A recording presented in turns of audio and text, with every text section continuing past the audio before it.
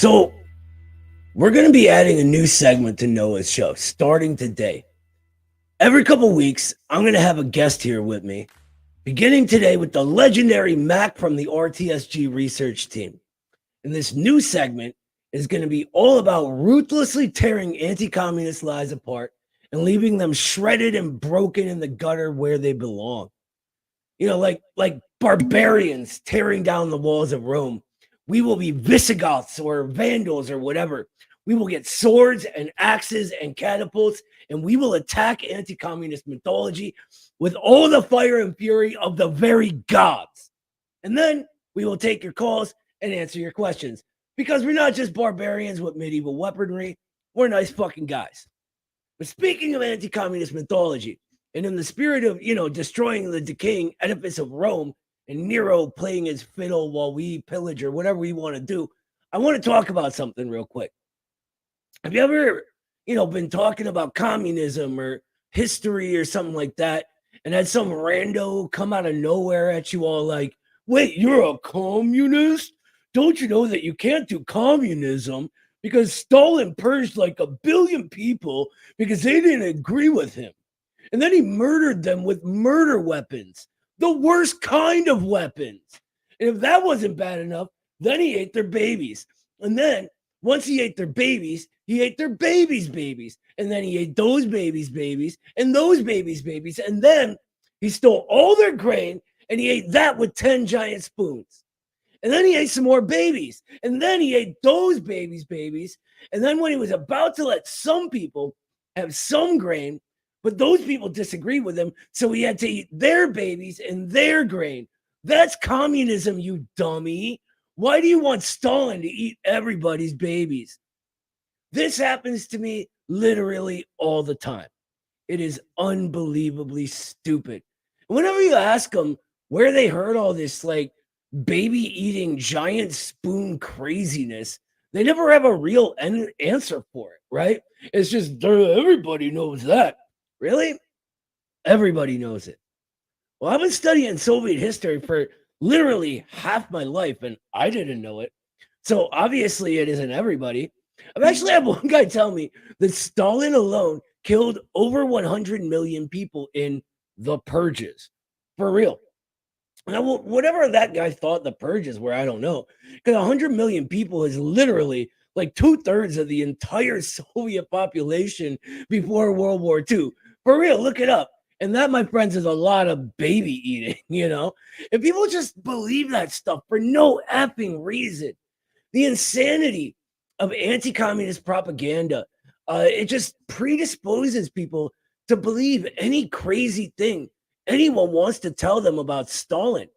Now, obviously, right, you and I know that this silly 100 million number comes from a very silly book called The Black Book of Communism, right? And it tries to say that communism is responsible for 100 million deaths, right? It's not about Stalin, but communism in general, I guess. Or it's mostly about how great that the primary author thought the Nazis were. And, that's part of the crazy part. But either way, it takes some pretty insane leaps of logic and very stupid math errors for them to get to that 100 million number. In general, I don't think that we can say that, Nazis who were killed while trying to invade the USSR and exterminate and or enslave the Slavic people are victims of communism. But that's beside the point. We all know that the book is very, very stupid, right? I want to talk about how the purges and the Moscow trials and like Yezhovshchina and all that stuff are talked about, because anti-communist mythology sort of mixes these up with a bunch of other stuff going on, and it blends it all together and sort of just vomits the sum total of all that into the discourse. So whenever these people in their baby eating narratives come around, right, what I try to do is first I get them to focus on facts, which is a task unto itself. Believe me, the purges were basically, cleansing the party of corruption, right? We have to be clear on what that was and sort of pick it out from the vomit, I guess. I don't know. This metaphor is really getting away from me at this point. I'm imagining someone like straight up picking out chunks of actual food from vomit right now, and that's just not healthy.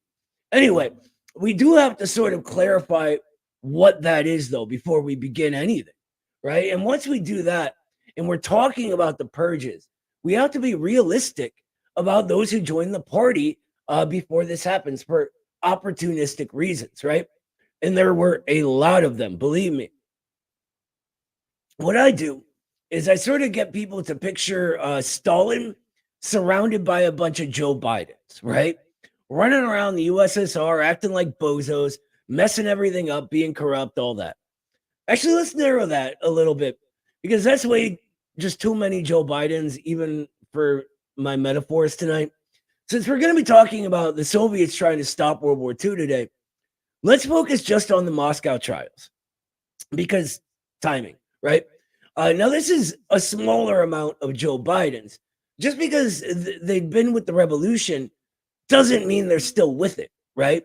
And just because they'd said they were good communists, don't make it so. We are not what we see ourselves as, after all. We're all a sort of more of our actual place in reality. Just because I tell you I'm a pizza doesn't make me a pizza. I'm not a pizza. I'm a Visigoth tearing down the walls of Rome, right? Anyway, that's stupid. Even in setting aside our social reality, creating our consciousness and not vice versa, right? People can change. It happens literally all the time. All the time. So as World War II is approaching, right, and every expert in the entire world is basically saying that the fascist wars are going to roll the Soviets and destroy the entire Soviet Union, Stalin is in a very dangerous place. Now, at this time, he receives intelligence that Trotsky, that old bozo, is hatching a plot and actually cooperating to a certain extent with those Nazis and with some top-ranking officials in the Soviet government and military that would bring down the entire Soviet government at this very moment, which would plunge the entire country into chaos, as anyone with, a brain might expect it to, right? So what's Stalin to do, right? Should he wait to be assassinated? Should he eat their babies since they disagreed with him on the question of whether or not they should, allow the Nazis to exterminate their people? I mean, I guess he could, but that'd be a very bad thing to do, right? And I think that I'm not sure, but I think that baby eating thing may have been a lie. I don't know. Anyway, so like any government would do when finding out a coup/treason plot, they arrest the conspirators. The same thing happened with the business plot in the USA, didn't it? Only Prescott Bush's kids ended up running things. Point Soviets. Anyway, back in the USSR, this coup plot often gets confused with Yezhovshchina, right? Which was basically the NKVD head turning out to be a traitor and causing chaos, arresting and executing a ton of innocent people in order to try to drum up outrage against the Soviet government. So we got to clarify these facts. Then we can go back to the Moscow trials, right? There's really nothing else Stalin could do at this point. They arrest the bozos who, for clarity's sake, were trying to overthrow the government at a time when stability and production of heavy industry and war material were the absolute necessity. And they interrogated them, right? And they gave them a trial, as one does. The common narrative here, though, is that it was a show trial somehow, which is strange because they had international observers at these trials, and even the American observer, right? Not exactly known as a Stalinist or some kind of, communist sympathizer. Even he said that these were legitimate trials. And if you actually want to know the truth here, you need to begin asking the question of whether these are show trials or not, right? And then you actually attempt to answer it. Now, this leads to reading the transcripts of the trials. They're available on the internet. In general, though, the narrative operates from a foregone conclusion and tries to prove it sort of based on silliness and media spin, and that's it. But when you actually try to answer that question yourself and you read those transcripts and you see the context, you see the conspirators were all corroborating each other on the basic events that had transpired. I mean, there's no way one guy could read the mind of another from another jail cell somewhere else in the country and say the same thing, right? That would be insane. Or maybe he's magic, like Stalin's magic spoon. I don't know. Of course, the anti-communist narratives, they're not ever going to allow people to do that, right? And they don't really want to know any facts from history or change anything. They generally just exist to be the cucks of the establishment, whether they know it or not. Oh, please, sir, please destroy my family's standard of living. Here, I'll cheer you on as you do. Woo! What's that? There's forces that could harm you. Well, I don't need to know anything about those. I will blindly defend you like the water-carrying, cucked bozo that I am. Thank you so much for hurting my family and blah, blah, blah, blah, blah, right? That's how all the anti-communist mythology functions.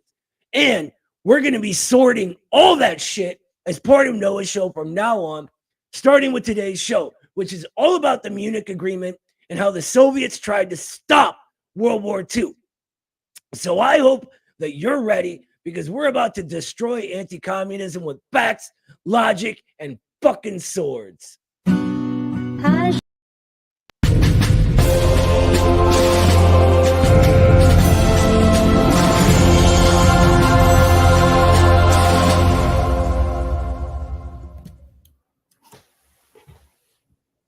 It wouldn't be my show if I didn't start screwing everything up right away, right?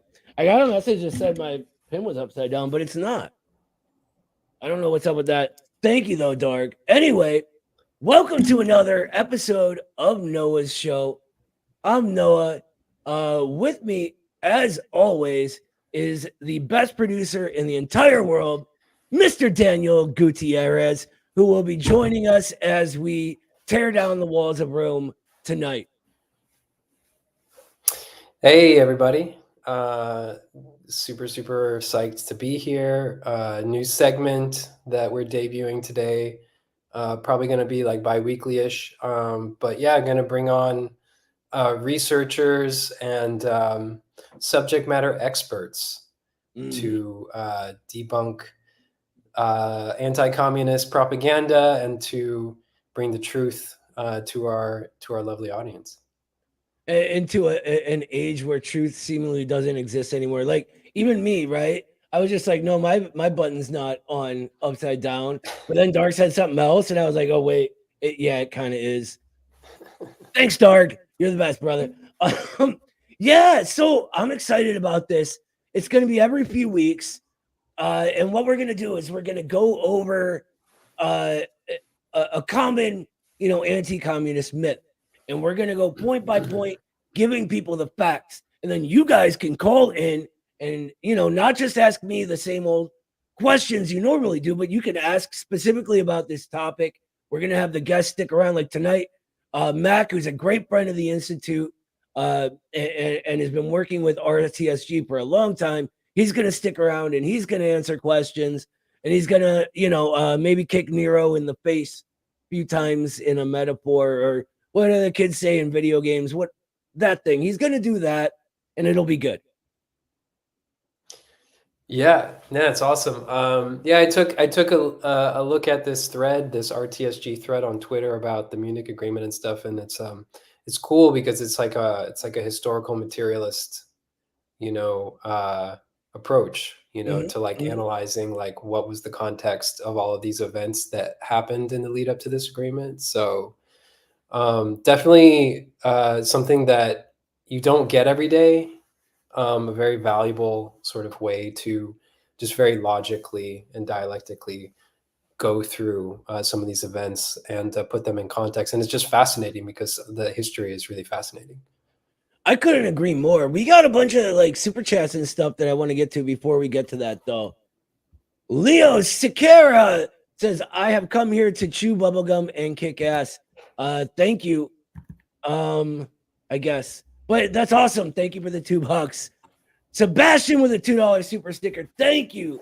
And Battle Cossack with the 50 Argentine dollars saying you should try inviting libertarians, neocons, and leftists to the show next, like Haas did.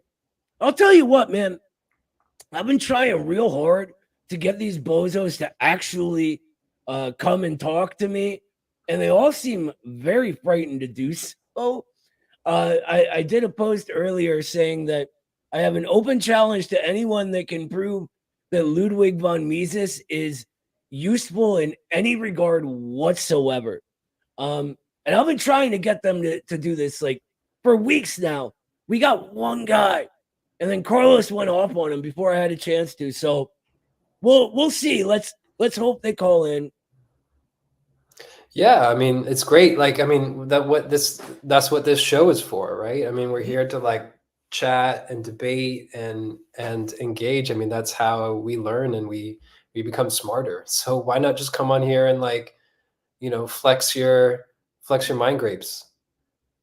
Precisely. I think Denver here has got it pegged, man. They talk big when they're tweeting anonymously, not so much when they actually got to step up. I swear to God that it's this weird thing where people think that not knowing anything whatsoever is perfectly acceptable, that everyone should listen to them, and they like sort of get off on having people click heart icons if they can put some words together that may sound witty in some way, right? But when they have to actually back up a single thing they say, they run screaming away like terrified children, and it's sad, man. It really is.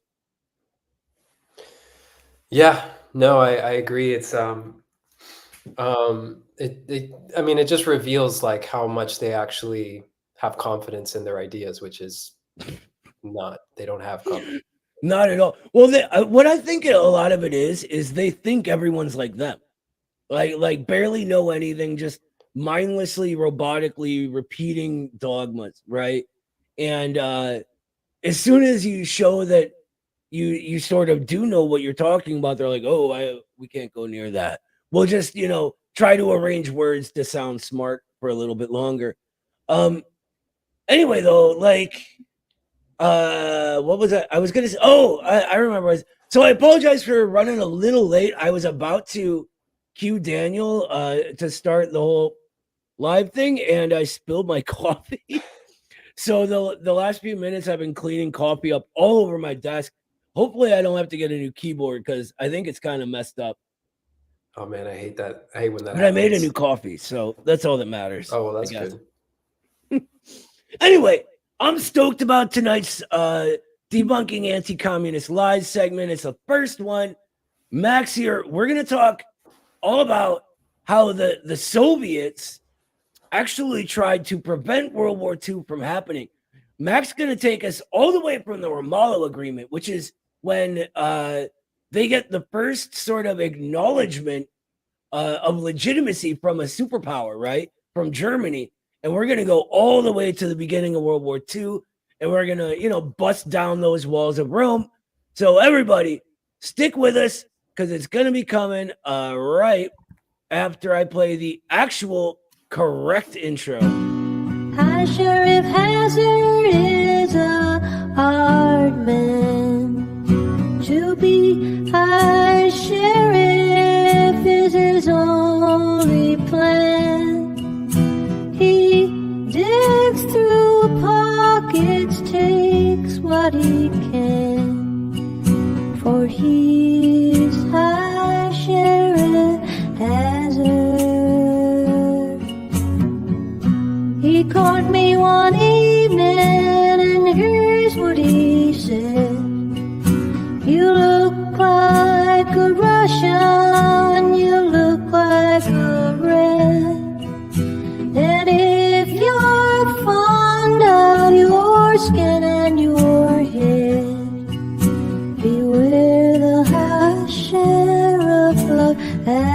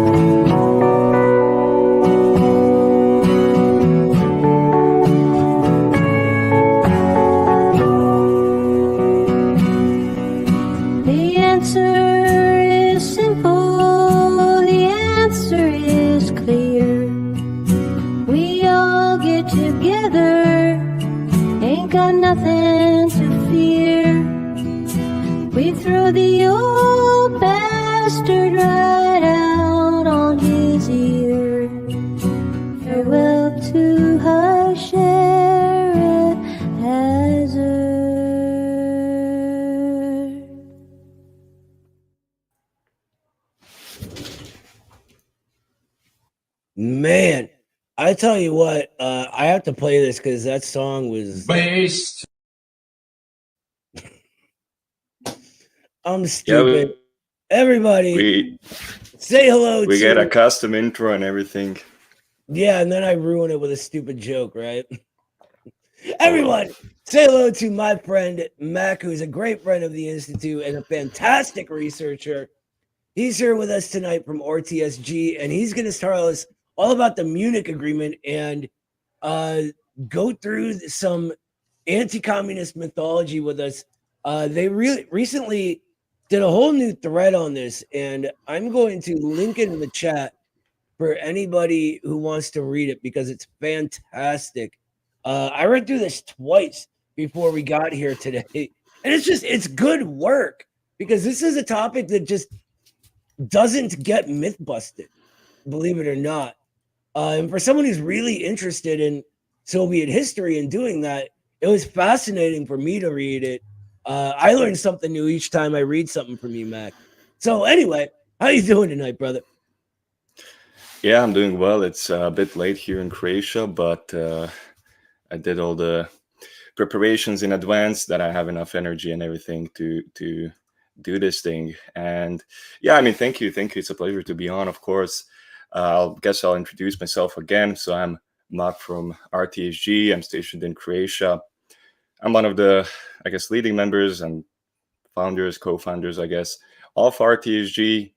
And RTSG itself is a research collective. We do kind of research on all social sciences, all the primarily politics and history.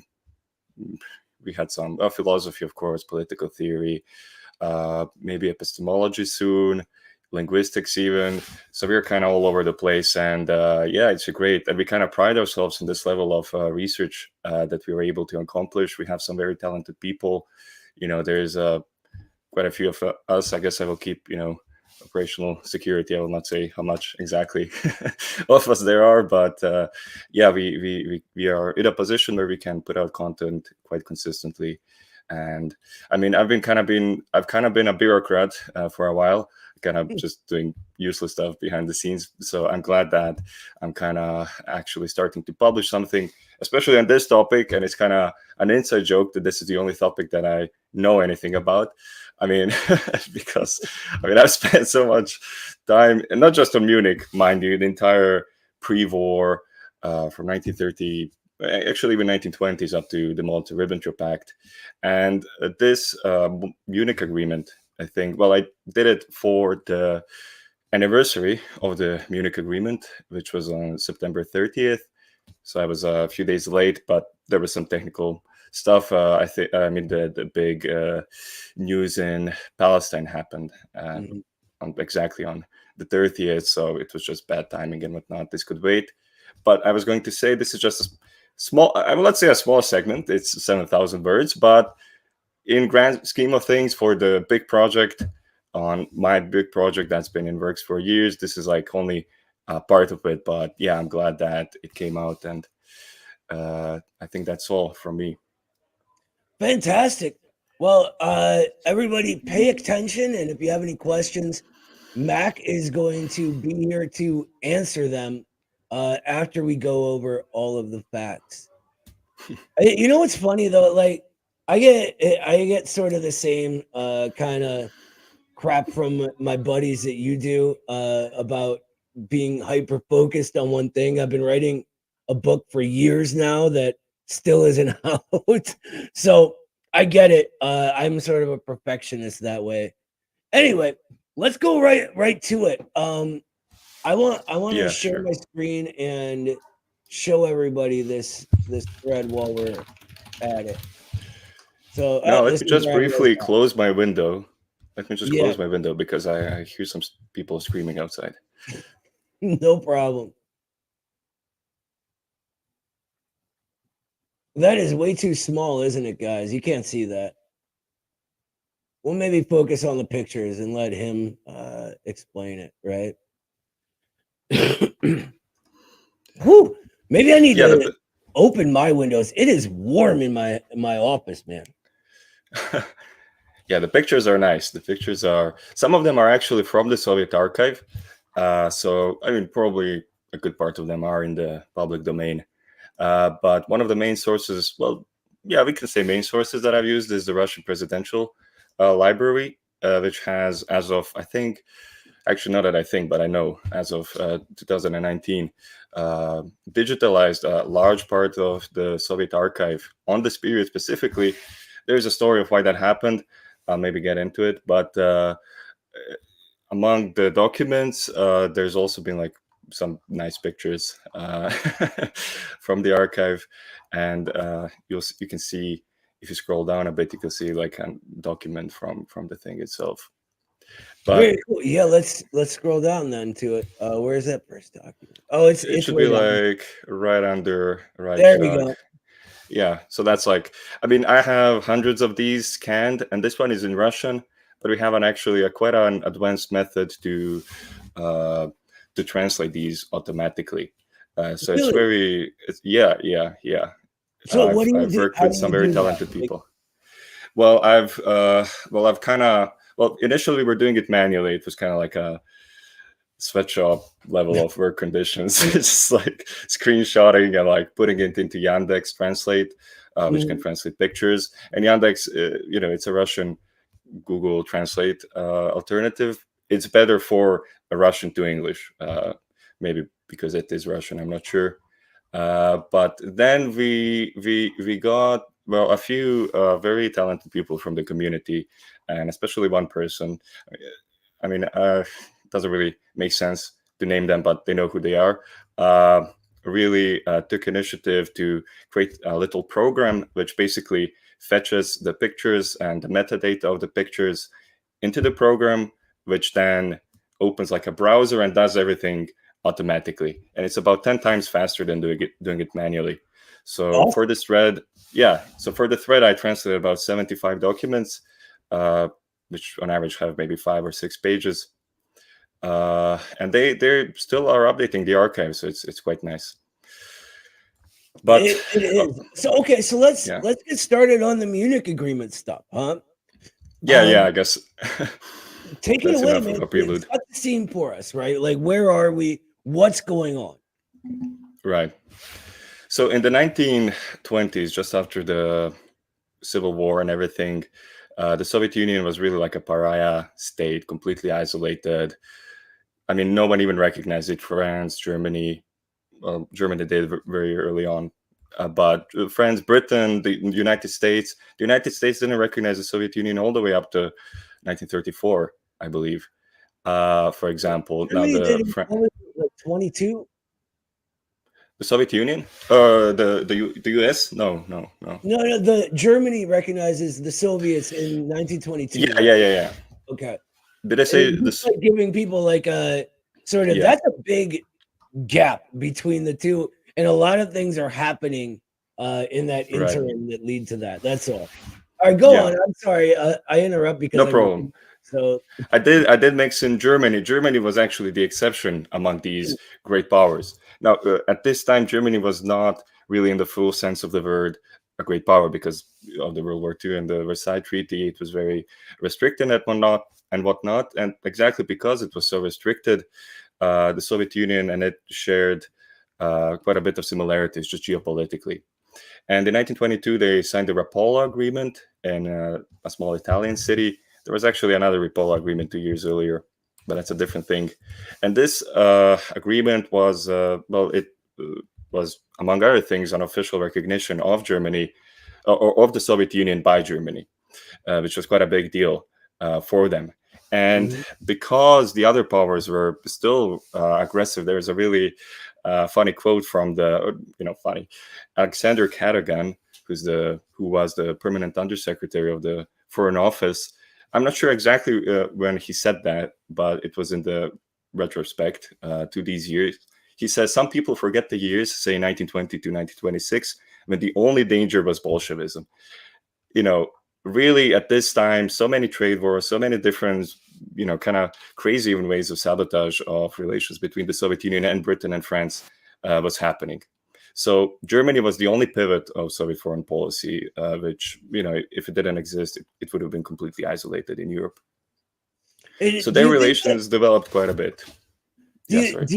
How much of that do you think has to do with the sort of antagonism between Germany and the other Western powers because of World War I, and the sort of Western, like England and France, forcing them to pay reparations? How much of it was, would you say, due to how powerful the Social Democratic Labor parties were, the Communist Party was? What, in your view, where do those stand? Well, there's a quote by Bismarck who says that the secret of politics is making a good deal with Russia. And I feel like in German foreign policy, this idea of German-Russian alliance was quite popular and quite well recognized. It had a tradition, even though they've been historically, even in World War I, enemies. Everyone kind of recognized that continental Europe would have been like completely dominated by Germany and Russia, or now Soviet Union, had they been like completely working together and at their, let's say, full power level. Now, as far as internal politics in Germany go, well, the German Revolution, the Spartacist uprising happened just a few years earlier, actually, exactly at the same time.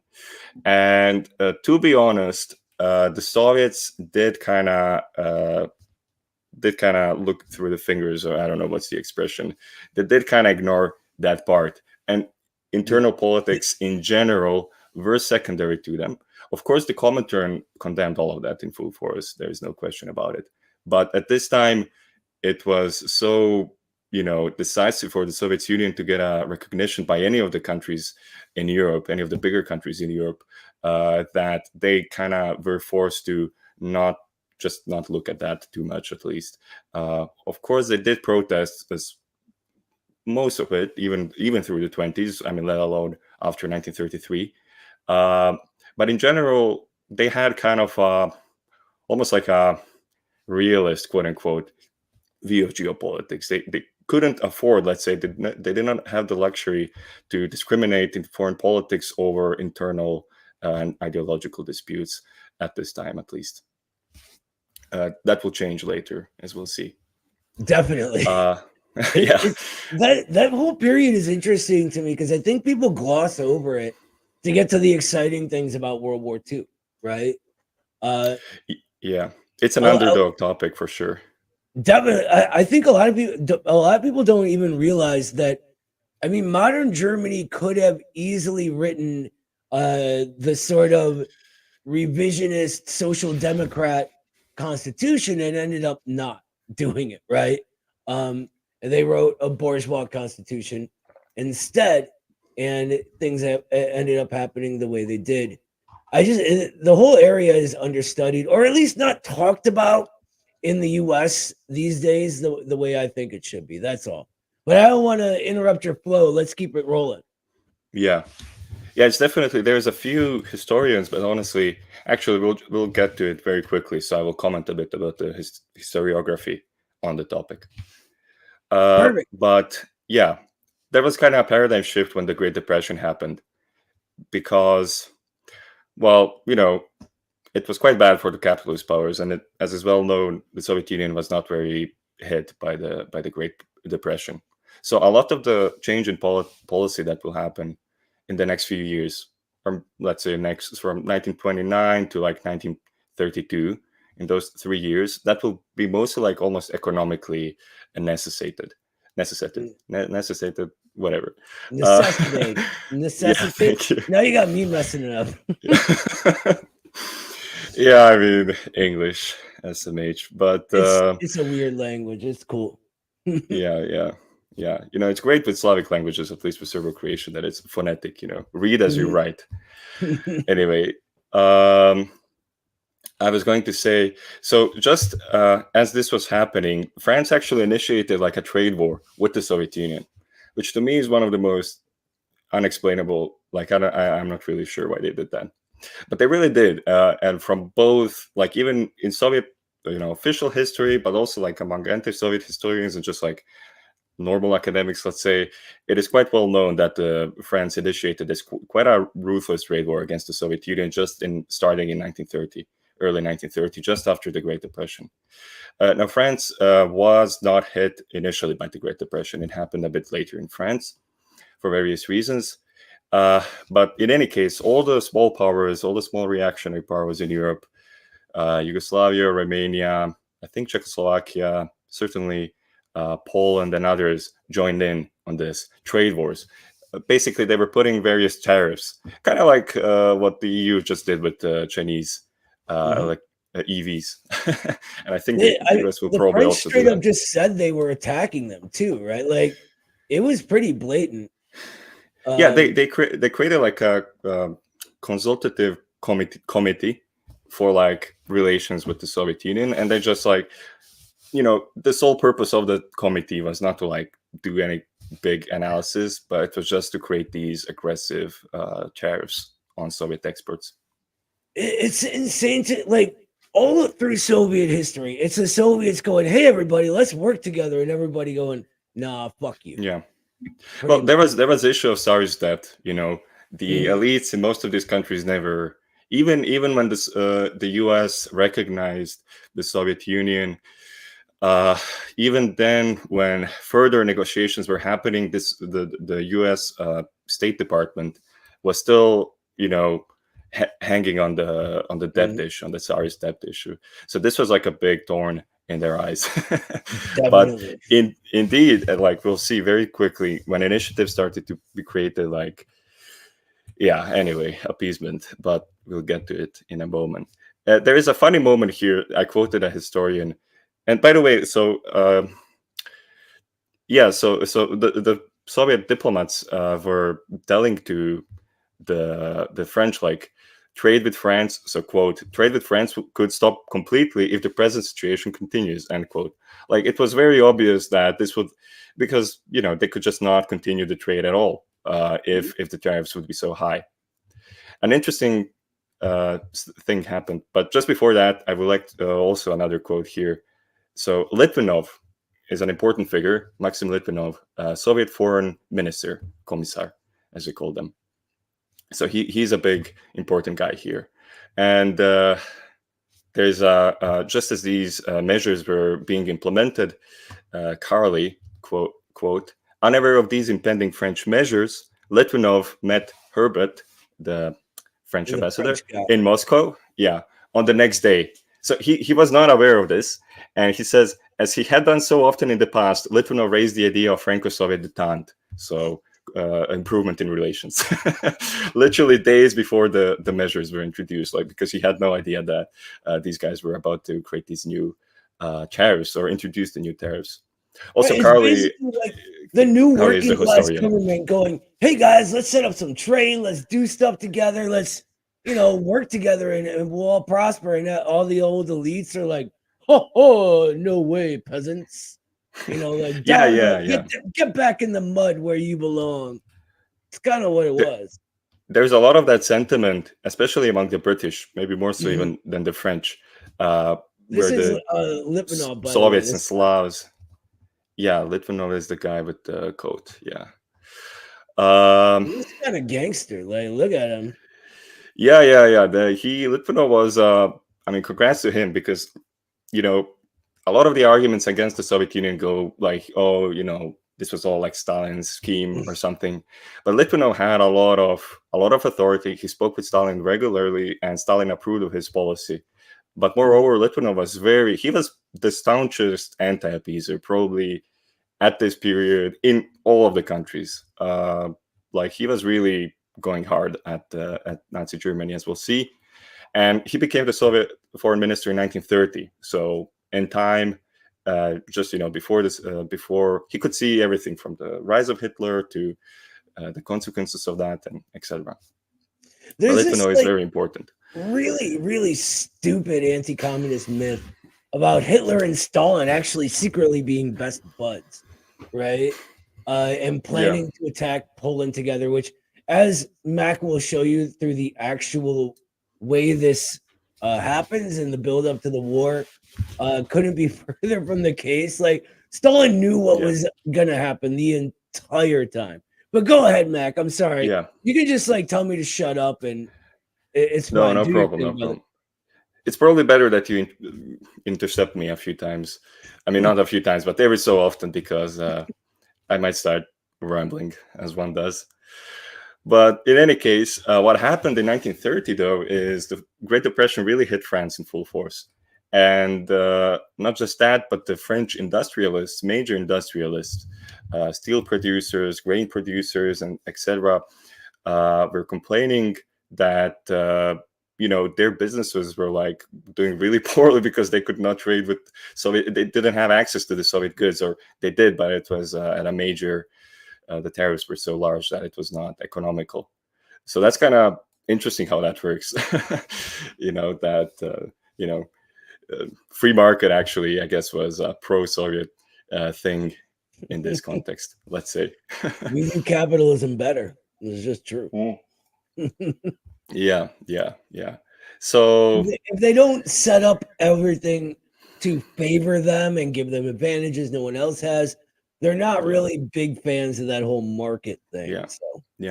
Yeah, that is also a just slight tangent. Again, talking about the Chinese EVs, and not just EVs, but also solar panels.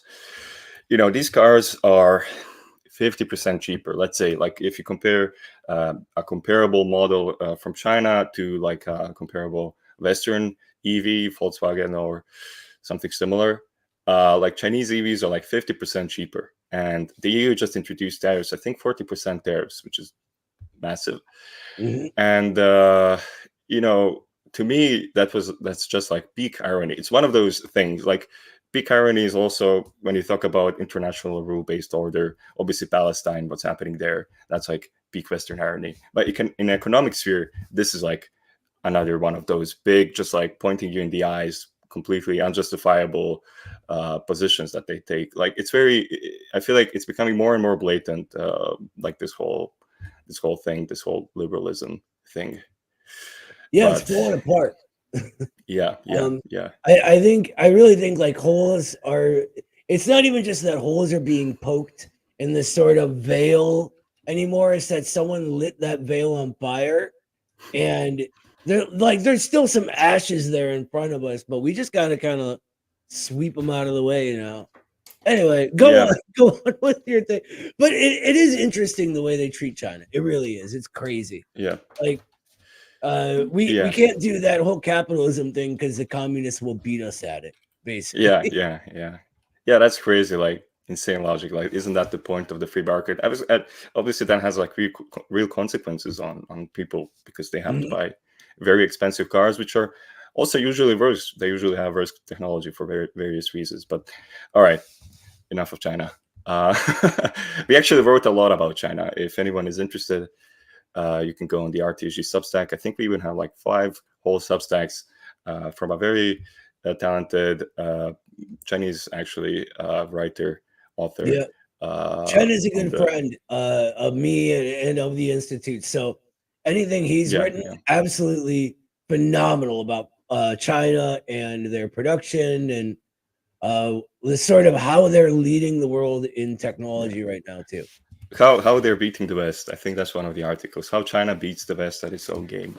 That's really the gist of it. It's good stuff. Anyway, yeah, let's go back to 1932. And here, there's an interesting report, 2 interesting reports from this period from von Papen, who was at this time, I think, ex-chancellor or chancellor. Honestly, I should know this. But he was one of the biggest people in German politics at this time, just before Hitler. He was one of the people who allied themselves basically with Hitler, and whom also Hitler promised some stuff. Was chancellor. Sorry to interrupt, but yeah, you're right. Yeah. And things. So yeah. So there's yeah. So the report. So the report is called Secret Agent Report, and the intelligence thing that, I mean, it's interesting. This is straight from the archive. In fact, this is the paper that I posted there. I mean, the first page of the document. So it's called Secret Agent Report Regarding German Chancellor F. von Papen's Dogs in Paris and Creating a Western Military Coalition Against the USSR. And it's dated on June 24th, 1932. And, you know, there's some interesting stuff here. I mean, for example, I'm quoting from the archive. If there is a crusade against the USSR, it will start over Ukraine. That's like a very interesting thing, because Ukraine was, even later, like even all the way until 1939, Ukraine was always like a point of where the Soviets, where the Germans thought that they could mess up like Soviet power and create some kind of dissidents or like a rump state that would like split off and use that as a justification to invade the Soviet Union. Something similar, in fact, almost exactly the same as they did in Czechoslovakia and in Poland. So in Poland, this happened in Gdańsk or Danzig, which you know, in the city of Danzig itself, they had like it was a Nazi government basically, which was creating all sorts of chaos and facilitating some of the fake flags that started the war itself. And in Czechoslovakia, of course, in the Sudeten, there was a major German minority, so they also used that to their advantage. Now, the Soviet Union didn't really have a German minority, I guess, Volga Germans, but that was not on the border. And in any case, Poland was what they wanted to use as casus belli, and this was clearly in their playbook. You know, throughout the 30s, they used the same strategy a few times. So it's interesting that it's mentioned so early in the documents. And when I say mention, I don't mean that the Soviets were like theorizing about it, but that explicitly this is like an idea or a strategy on how to like attack the Soviet Union, right? Well, if you look at a topographical map, like it's the place to enter the Soviet Union for any Western power. It's also a sort of like weird region in that it's all sorts of different peoples, because it was like a border, right? Of different places in the area. And so like there's like Poles there, there's Russians there, there's Germanic people there, there's a bunch of different people they can play on that. And it is huge, huge, huge. I'm talking like miles upon miles of farmland. And I mean, you don't have an army if you don't have food. So taking that has always been key. I mean, and that's one of the reasons that the US today uses the Nazis in Ukraine as their proxy, right? Because of the farmland and the strategic place it is as an entry point into, I mean, where did Nord Stream go, right? Into Germany. So it's odd how it's still that important of a region. Anyway, now I'm rambling. So go on, Mac. Yeah. The thing that Papen is talking about is the context of, or it's the start really of what will later become Beria and the fascist tradition, major quotes tradition in Ukraine. But this is basically the strategy that it started to. Slight tangent, but I mean, I'm more educated on the Croatian fascists or Ustaše, and they were very similarly basically created in Italy, trained there. They had no popular support in Croatia at all, Kingdom of Yugoslavia, but even among the Croatian population, they had no popular support, even when they were later installed in power. But in any case, that's slightly controversial, but I'll stand behind it. In any case, the point is they were created in Italy basically as a tool to direct the country, you know, to use the nationalist elements when, you know, they will need it. And for Ukraine, this was 1941, and for Yugoslavia, it was 1940 during the April War. I want to clarify one thing real quick. When Max said Beria, he meant Bandera. Oh, sorry. Yeah. Beria, totally different guy, nothing to do with Nazis. I know. Wasn't saying Beria this whole time because I meant Bandera. No, it was just the once. I actually know a great deal about the Banderas and their faction of OUN, which is the Organization of Ukrainian Nationalists, which was basically Adam Waffen, right? After the war, the U.S. renames them like nicer sounding to the liberal mind. Oh, these are just nice old nationalists fighting the commies, so they could continue with stay behind units and stuff like that. But there's this one story that always sticks out in my mind, that when the German Nazis are actually like marching through Ukraine and invading the Soviet Union, right? They meet up with some of Bander's people and literally tell these people that they're too extreme. They're like, dude, like this is the German Nazis, meet these Bandera scum and go, dude, you guys got to chill on the anti-Semitism and the like hating everybody and the Nazi stuff, man. Like this is too much. This is exactly the reaction of Nazis when they came to death camps in Croatia during the genocides of Serbs primarily in 1941. The methods that they were using. So even the German like officers were like they found it abhorrent what they were doing. I mean, it is insane. I mean, now when you mention that, those are interesting parallels. I think there could be some kind of study that compares the two movements, probably. I bet you that would be a really interesting thing to look into. Yeah. In any case, now Papin's initiatives did not work in 1942. They didn't get favor, among others, from Poland, and Poland was, Poland. Poland is interesting in this whole period. In any case, at this time, I guess we could call it Poland by 42, right? Yeah. I mean, but in any case, Weimar Germany and Poland had they had a trade war similar to the one that the Soviet Union and France had in this period, and it was quite also tense. So they didn't really fancy any ideas, even though they were complete anti-communists and anti-Semites also in good part. But Pilsudski was in power at this time. I'm pretty sure he died in 1934. Sorry. So Pilsudski was, he was like basically a dictator. It was kind of like a group of maybe 20 guys in power. So it was like kind of oligarchy or whatever. But in any case, it was extremely anti-communist country, but it had its own kind of interests. Poland liked to play the role of a great power, which was a part of its demise in good, very good part. That's definitely a big policy mistake that they made. But they call this policy the policy of equilibrium. That's another word that's hard for me to pronounce. They were sitting on two stools, kind of like, I don't know, Serbia today or something like that. And because of that, they signed mutual or non-aggression pacts with the Soviet Union and with Nazi Germany in 1934 and with the Soviet Union in 1932. They were like kind of wanted to play everyone to their favor, but they were legitimately afraid, let's say, like if the Soviet Union or Germany, either of them attacked them, they would probably be doomed. So in this sense, they felt like they needed to play both of them.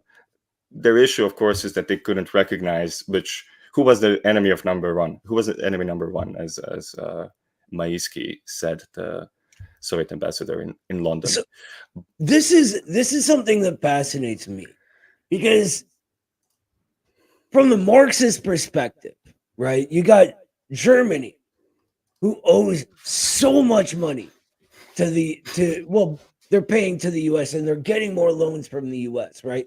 But so much money in reparations that England and France and the Western allies from World War I are forcing them to pay back, because the U.S. is forcing them to pay back their loans, right? And it's at the point where they do not have the industrial base to pay these reparations and loans, period. They just don't have enough of an industrial machine to make that much capital. The rate of compound interest is like going away from their ability to produce. every time they take another loan out, just more and more, right?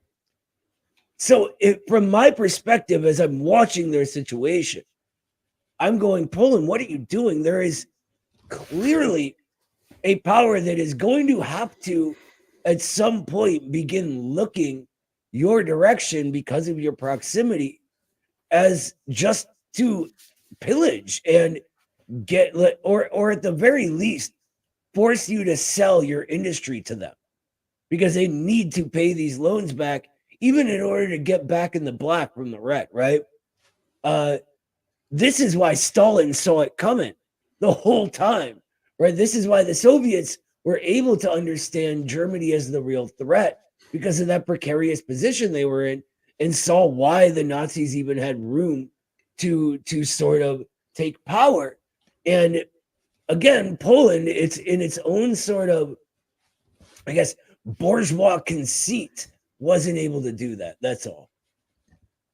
Yeah, I mean, a good friend of my real life friend a few years back, he pointed out to me. Now, I always knew that the German economy at this time was kind of based on conquest because Mhm. you cannot mobilize. Like, there is a reason why Germany could produce thousands of airplanes and thousands of tanks in so little time and mobilize so many people also. And that's because their economy was basically an economy of war.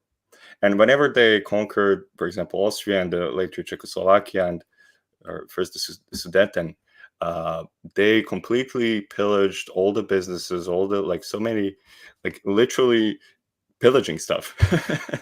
And one of the reasons actually well, of course, ideologically, but the Jews too, all of their, who were often indeed bankers and had all kinds of boutique shops that were sometimes wealthier, perhaps on average, I'm not sure. But in any case, the Jews were completely not spared of anything. Everything, all the money, everything they had was taken immediately and used for the war effort.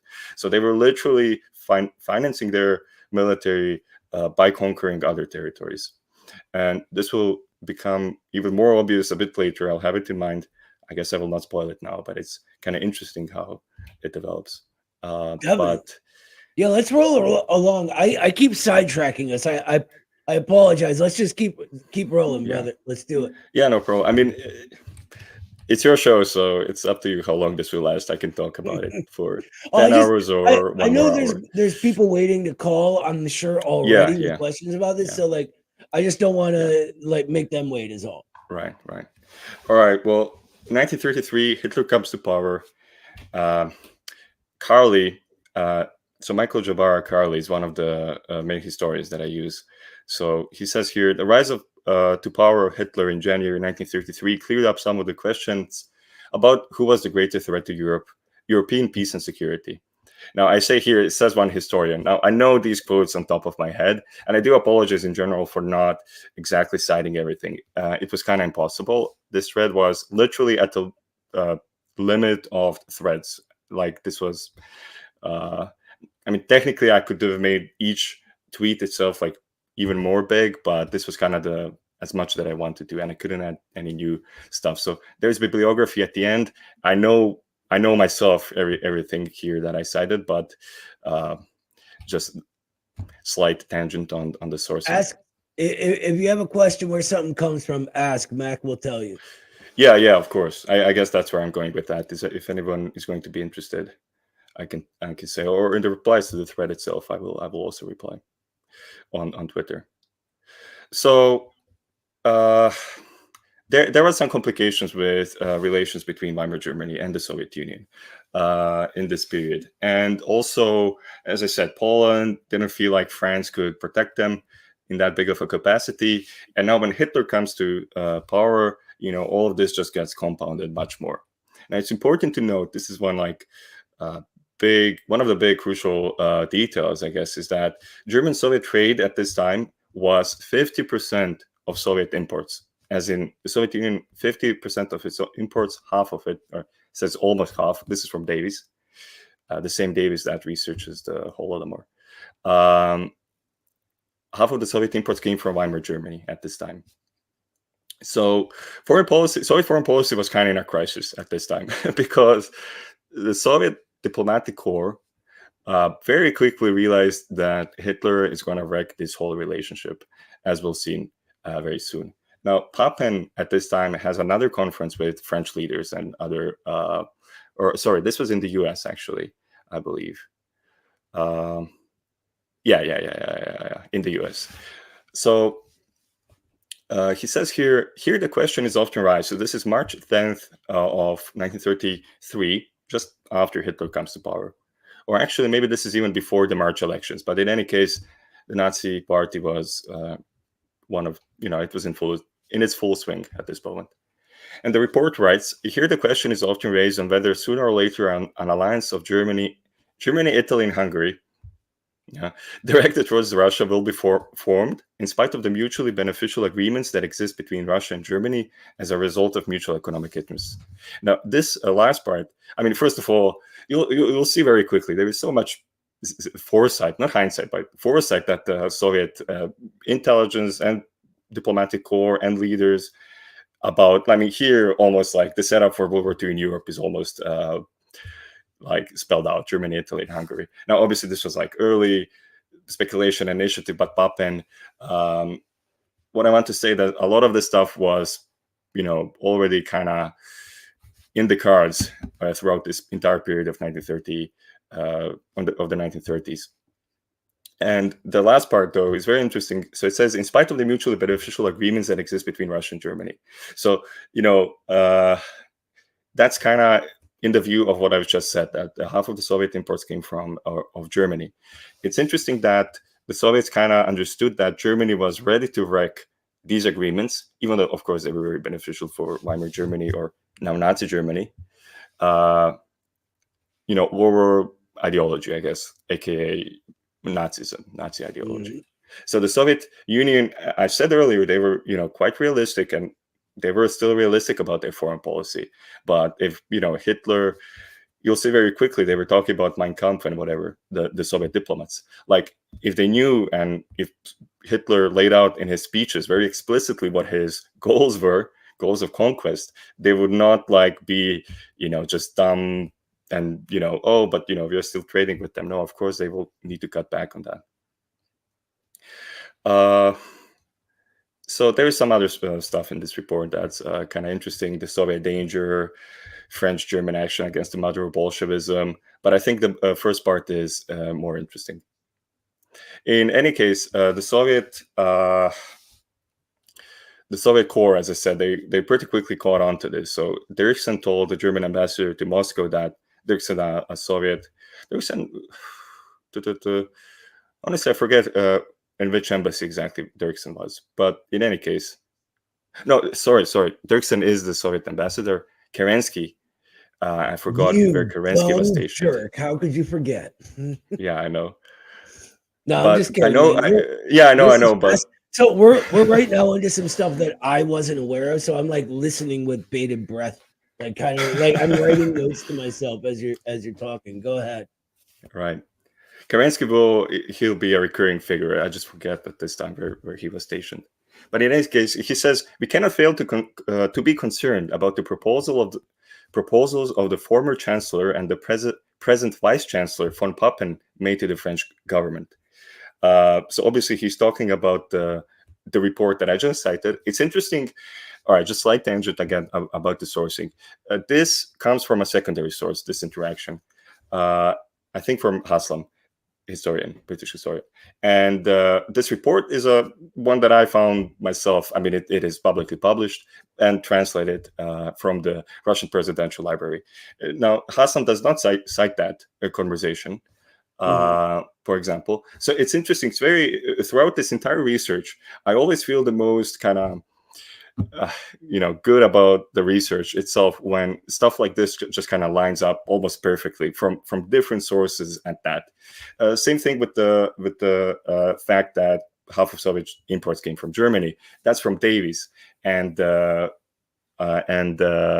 other report that I just was talking about, that in spite of the mutually beneficial agreements, that also obviously refers to the fact that half of the Soviet imports come from Germany. But again, it's very interesting when these things kind of come together so neatly. really. You know what? So Just a small sidetrack, because we are sort of, we got to remember where we're at on time, so we got to roll along. But yeah, I always, at this point of sort of things developing into the war, I like to remember that this is before fascism was really known all over the world the way we know it right now. Right? This is before like it became synonymous with, death and war and conquest and oppression and all that kind of stuff. Like Mac was just saying, right, that the Soviets, most or half their trade was with Germany, so they're watching this new German party that they knew were reactionary, just like getting more and more belligerent towards them, going, "Oh God damn!" Right? Like, here we go. yeah. Things are gonna pop off. That's how it's gonna go. Anyway, go on, brother. No big deal. Yeah, so I will not. So as far as this episode in 1933 goes, basically in December of 1933, after this whole situation develops, the Soviets officially, and again, this is another document that's from the archives. I mean, it's known, but it's interesting always to have the primary source. Officially ends the Rapallo relationship and commits to collective security, right? So that was like a memo by Stalin. I'm going to interrupt real quick. Yes. Just keep going. I got to run downstairs and I'll be right back before you're done with your topic. I promise. All right. So this is RTSG's stream now. RTSG Deep State wins as always. Anyway, so I was talking about, so now we come to early collective security after 1933, and after collective security is adopted as the official line of the Soviet Union. And the first big initiative here was the so-called Eastern Pact. Now, the Eastern Pact, I was talking to Noah earlier about some of the stuff that is very under-researched in this field. Eastern Pact is one of those things because it was quite a monumental initiative. The Wikipedia page for it exists, but it's like not really, yeah. But it's not really. I go away for like 2 seconds and I'm like, the RTSG has performed a coup on my show. You can go home. Actually, that's what happens, already, I guess. I'll just kind of hang out. You do your thing, brother. Yeah.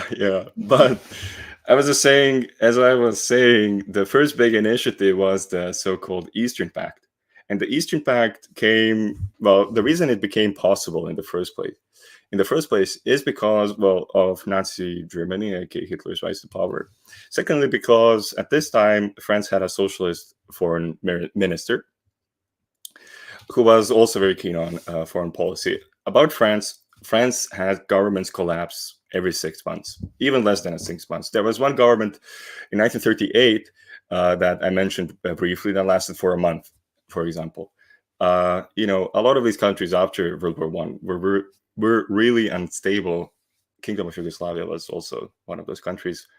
But in any case, that's the reason why this was even possible, because France was rotating ministers so quickly. And it just so happened that Hériot, who was the president of France just before Paul Boncourt, who's the socialist foreign minister that I'm talking about, then came Paul Boncourt, and after him came another foreign minister who was also quite a realist and realized the danger of the Soviet Union, of Nazi Germany in this case. Most of them realized the threat of Soviet Union, but this one realized the threat of Germany.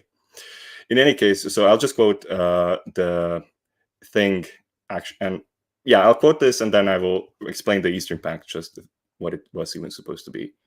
So secret meetings began to be held immediately, and in spite of early differences, by the end of December of 1933, the Soviet ambassador was able to present Paul Boncourt with a written draft. This was to form the basis of the negotiations over the Eastern Pact. So Litvinov and Boncourt met in Geneva to talk about the Eastern Pact. And so the Eastern Pact was basically, it was the quintessential collective security agreement. It was a multilateral treaty of basically all of Eastern Europe. So the British called it the Eastern Locarno because of the Locarno treaties that happened after World War I, which were supposed to prevent another war happening.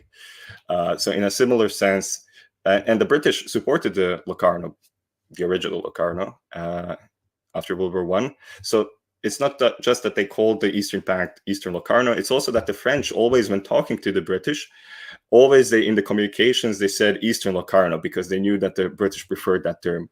The Eastern Pact kind of sounded, I guess, Soviet or something. So they used this euphemism, I guess. But in any case, it was a multilateral defensive treaty. And there is some interesting arguments here regarding Nazi Germany and Poland. Because obviously the way that Nazi Germany argued against the Eastern Pact is that they would say that this is encircling Germany. And that's actually an argument that still exists in some forms, either in context of Eastern Pact or the entirety of the pre-war period, that like fascists use. They will often use this argument about encircling of Germany.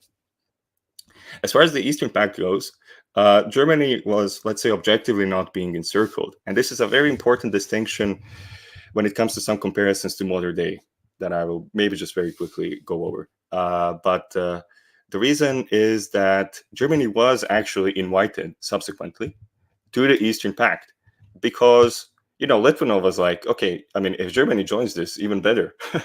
Because if Germany is obliged to all its neighboring states in the same way that their neighboring states are obliged to Germany, then this prevents war in any case. So there was no reason to not accept Germany. It's not that Germany, because Germany was the only country that was, that could actually, that even had the capability and the ideological background to start a major war in Europe at this time. So in this sense, obviously the Eastern Pact was a reaction to Nazi Germany and Nazi rearmament.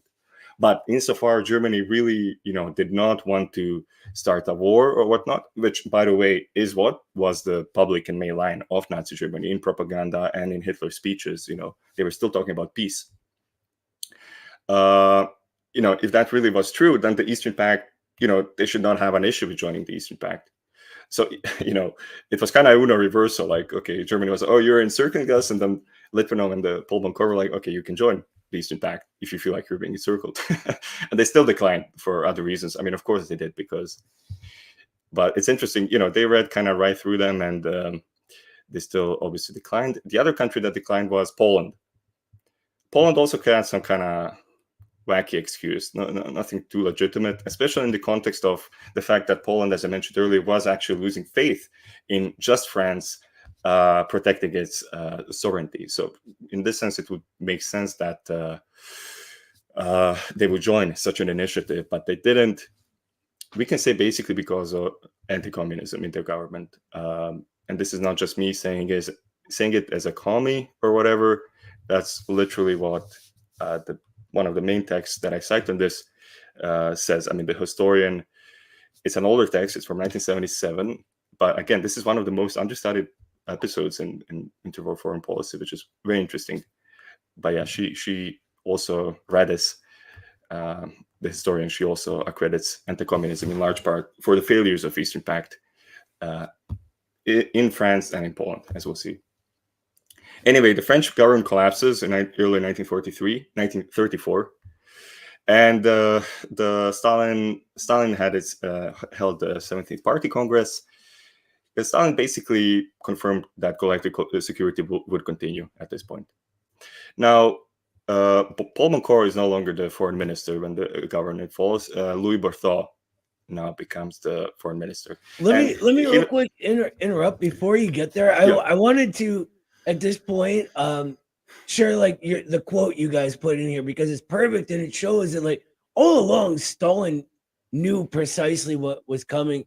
Here's something he said at that 17th Party Congress. He says, "It's not surprising that bourgeois pacifism is now dragging out a miserable existence, and that idle talk of disarmament is giving way to businesslike talk about armament and rearmament. Quite clearly, things are heading for a new war." So like this is one of the things that like I want to like sort of leap forward a little bit. Even though, we'll have to. By the way, Louis Barthol, the King of Yugoslavia, is straight up awesome. Look at that guy. I want to skip past him though, because we're getting a little bit into the weeds, into more like when the Soviets really begin to make moves that sort of Yeah. debunks the nature of them being some warlike nation, right? Yeah. Like, let's skip ahead to that just because in the interest of time. Yeah, I understand. I mean, the Munich part is the longest, so it's kind of ridiculous that we've been talking about the context of it for like an hour already, Right. or so. But in any case, so Laval succeeded Barthol, who got assassinated together with King of Yugoslavia in 1934 in Marseille, and Laval, I point out here, he became a Nazi collaborator in 1940, which is just one of those things, same as the person who succeeded him, Bonnet. And not Barthol, but Laval, he subscribed to the idea of the war nexus, or the war revolution nexus. That's how they called it, the conservatives and the appeasers. And the idea was that the war in Europe would bring about communism in Central Europe. It would spread communism. Now, in our hindsight, that it is technically true, right? Because obviously after World War II, all of Eastern Europe became communist. But as I point out here, it's really a self-fulfilling prophecy, because World War II, as it started, in the context of Munich, as it happened also, and was the context of appeasement succeeding. In other words, like, they were scared about starting war if Soviet policy succeeds, but it is in fact their policy which succeeded, which led to the war revolution nexus, like, kind of turning out to be true, which is like a very funny irony in this whole situation. Right, and just not in the way they thought it would be. Yeah, of course, but had they been in favor of collective security, war probably, or the Soviets probably would have, all of this would have played out differently. Probably the Soviet Union would not have actually been able to move into Eastern Europe as much as they did historically. You know what I find wild about, like, all of this sort of collective security agreements and mutual defense ideas and non-aggression pacts that were going around at the time. England was like straight up like this like insanely like Machiavellian evil, right? Yeah. Like giving the Soviets and the Germans opposite misinformation on what they were actually doing to try to like maneuver the way they wanted to enter the war. And like at the time it was like up in the air whose side they would go in on, but like to the point where like half of the English government was under misconceptions about what the actual plan was, just in order to like trick the Germans. Like it was wild into going into the Soviet Union at the time they did, and like that they didn't know about Bob. That's a whole side issue. I apologize. I'm sort of rambling about it. It's just like the amount of subterfuge that spycraft was, and the way it played into the realpolitik of the time is insane to me. That's all. Yeah. There's an interesting episode between Eden, who's a very influential British politician and foreign minister up to 1935, who was, it's 1937 actually. 1937, yeah. He was sacked in 1937 over disagreement with Chamberlain, because Chamberlain was going behind the back of the government and the foreign ministry in negotiations with Mussolini over the Spanish Civil War. I mean, you can imagine what they were talking about, but that's interesting. But one of the ways that Chamberlain, I mean, it really was Chamberlain, and like, we'll get to Chamberlain, but I mean, he was an evil genius. Like his whole separate peace ideas. Yeah. We'll get to it. Now, go on. Sorry, I'm making it take even longer. I apologize. Go ahead. In the text itself, I do a time jump now from 1936 and 37, which are important years. 36, especially. Ethiopia happens here, or ends in 1936, and 1937 is less eventful, definitely, but also the Spanish Civil War happens in 1936, July, or June, the summer. And in 1937, there was some interesting. It was in a lot of ways kind of crystallizing the situation, as we'll see. Now, here we get into some of the evil master plans of the British very, very soon. But it's important to note that at the beginning of 1938, as this quote goes, Soviet foreign policy in Europe was in ruins. That's a quote by Carly or Roberts. Actually, I forget this one exactly, but it's either one of those. In any case, you have to understand that collective security failed up to this point. They only managed to write a very weak agreement with France and Czechoslovakia as a result of the Eastern Pact. So everything that remained was a mutual assistance pact with France that was kind of just a letter on the paper, and mutual assistance pact with Czechoslovakia. But as will become crucial very soon, their Soviet support to Czechoslovakia was preconditioned on French support to Czechoslovakia. In any case, Anschluss happens in March, early March of 1930. Which, by the way, I just want to add that the whole Czechoslovakia thing, the original Soviet idea was, the second Soviet idea actually was, hey, when the Nazis attack here, let's all declare war on the Nazis and just take them out. And here we get to Chamberlain and his backroom dealing with the Nazis. But anyway, go ahead. So Anschluss was kind of crazy. In Europe, it was unprecedented. And as is known, there was, I think, there was only a protest by France and like a diplomatic letter of protest from France and Britain to Nazi Germany when it happened. So they were getting some of that gold through the banks. Yeah. I mean, throughout this whole thing, the economy of it and the economic relations between Britain and France, these historians that I cite here don't deal with that almost at all, even though I'm aware of it. And we'll actually have a Substack on that very quickly. One of our authors, he wrote the ideology of Nazi Germany,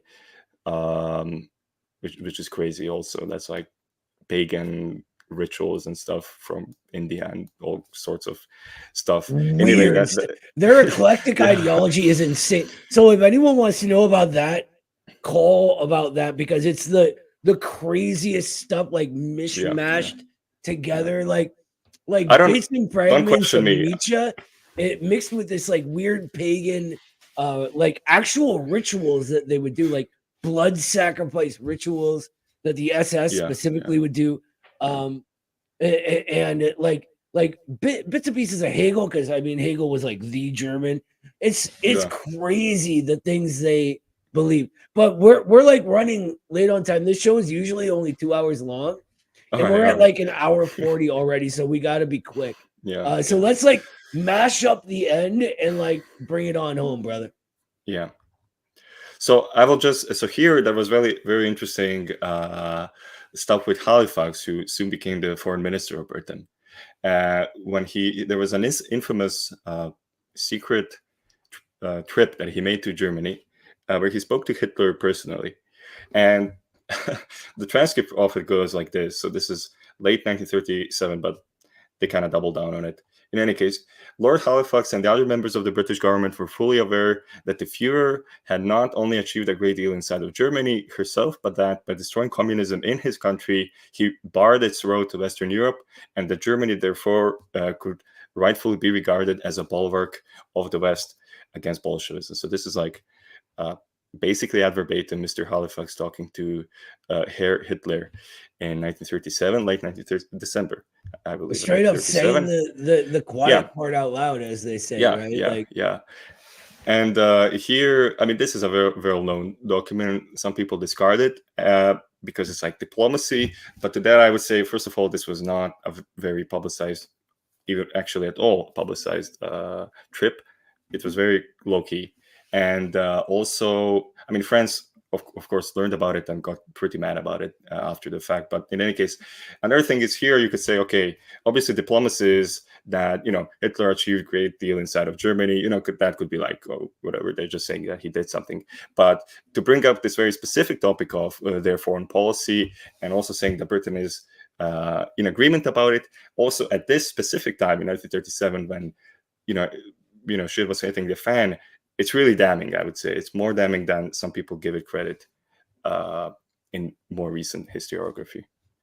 Anyway, a few months later, Neville Henderson, again in 1938, so I'm quoting a British ambassador to Berlin, met up with Hitler on March 3rd. The conversation, so this is like a week before Anschluss, led to a discussion. I'm telling you guys, the Brits are evil incarnate. There's a reason we kicked them out. There is. You can't trust a Brit.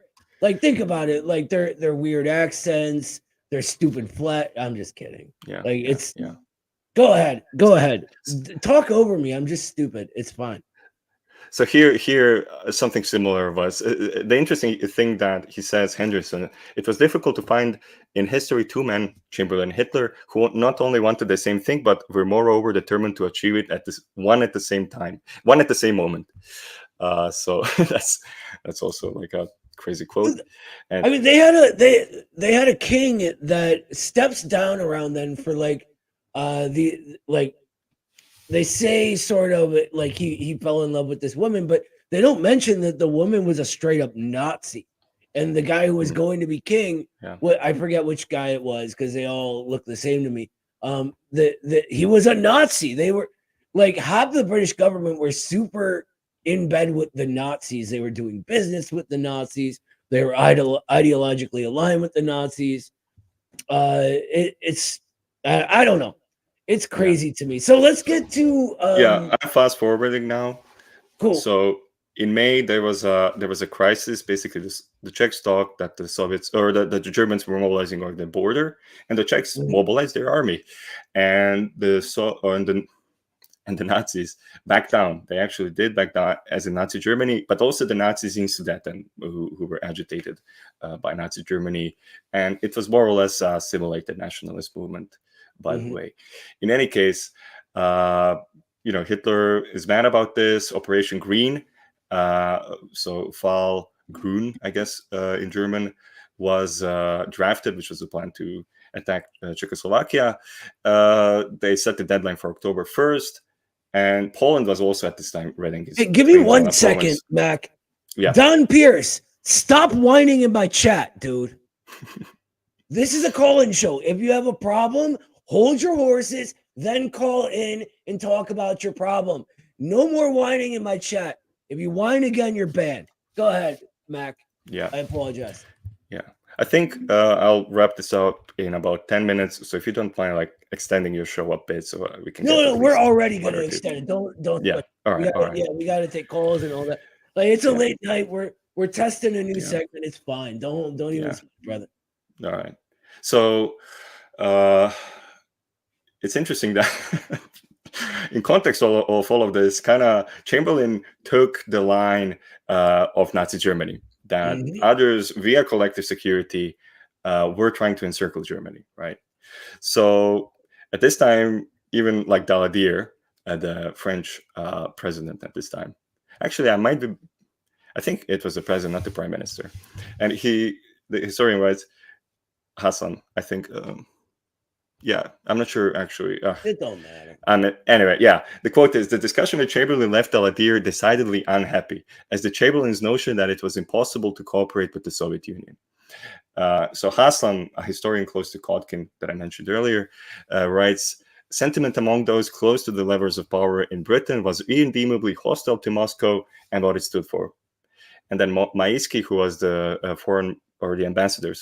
Soviet ambassador to London, a very well-known and quite respected ambassador at that throughout this entire period. He was attended a session of House of Lords in Britain, and he says, never in my life have I seen such a reactionary gathering as this. And then the Soviet official history says the situation in which Europe finds itself at the end of May 1938, so after the May crisis, confirms the most pessimistic predictions. So the Soviets, all in all, were very unhappy with the state of Europe at this time and the allegiances or lack thereof that existed. I mean, do you blame them? Yeah, I mean, of course not. And it really was quite bad. Like everything seemed to be going in the wrong direction. Now, Romania was one of the countries that was a bit more friendly or at least open to talk with the Soviet Union. Earlier in 1936, Romania was led under a foreign minister. That is, so the Romanian foreign policy was led by Nicolae Titulescu, who was actually removed via all sorts of inside meddling and like intelligence operations with, as in Poland, Germany, and Italy, their intelligence operations and whatnot, overthrew this guy in 1936. He was one of the main proponents of a Soviet-Romanian non-aggression pact. So that's one of the paradoxes in Polish foreign policy. The fact that they did this is kind of crazy. But Yeah, that is Romania, weird. yeah, That's very weird. it's a, I will, okay, slight tangent, I'm sorry, but where I found this quote actually initially was in a video by one historian, one British bold historian. I guess I will not name him, but for those who know. And I think that gives it away, but that's okay. Maybe. And or not he's a history channel, right? And he has a video on Poland.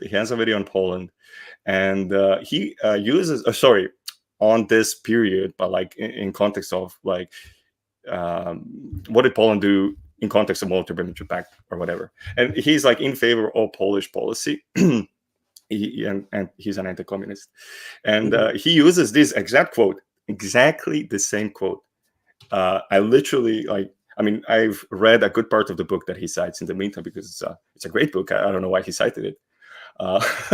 And he uses this exact quote to claim that this proves that Poland had a good foreign policy that was trying to prevent the Bolsheviks from Bolshevik scourge from Europe, basically. That it was a legitimate defensive move to remove this foreign minister, literally from a foreign country. This is meddling in other affairs, if we were to talk about rule of law or whatever.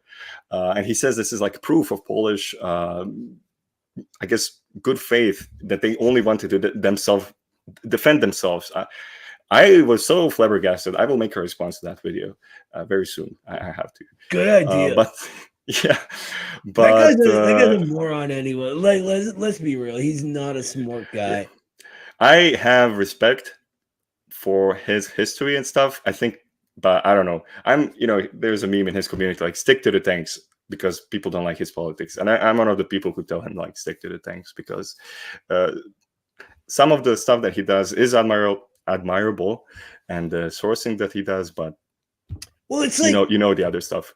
Anyone can sort of look up facts, right? We can all do this. But when we start to make sense of those facts, that's when we reveal whether we're actually intelligent people or not. And I mean, it's very clear with that guy, but that's okay.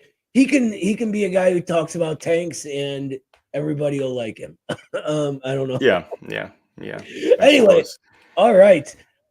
So we got one other thing to get into about that, right? Yeah. So we can basically, I have my script in Google Doc here, just so I stay on track.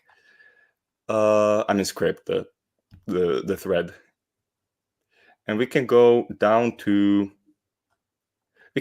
all the way to September of 1938. Let's do it. Look at Lord Halifax looking like a jerk. Look at that British jerk in his big British stupid hat. Sorry.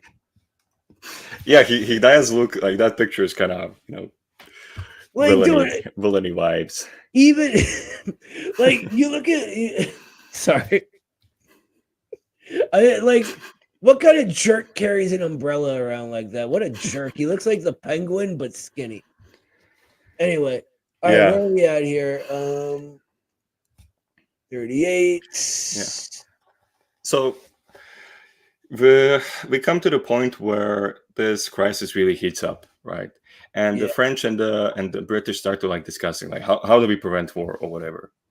And there is a memo made by Beneš, who the Czechoslovak president, and he that was like a super top secret agreement that he made, and he proceeded it or forwarded it to the French as like the last, he shouldn't be doing that because he cedes some parts of the territory, but he does it in a quite a smart way in that it is, strategic parts of the territory which do not hinder Czechoslovak defenses, because there's a picture of one of the forts in the Sudeten, but the Sudeten themselves are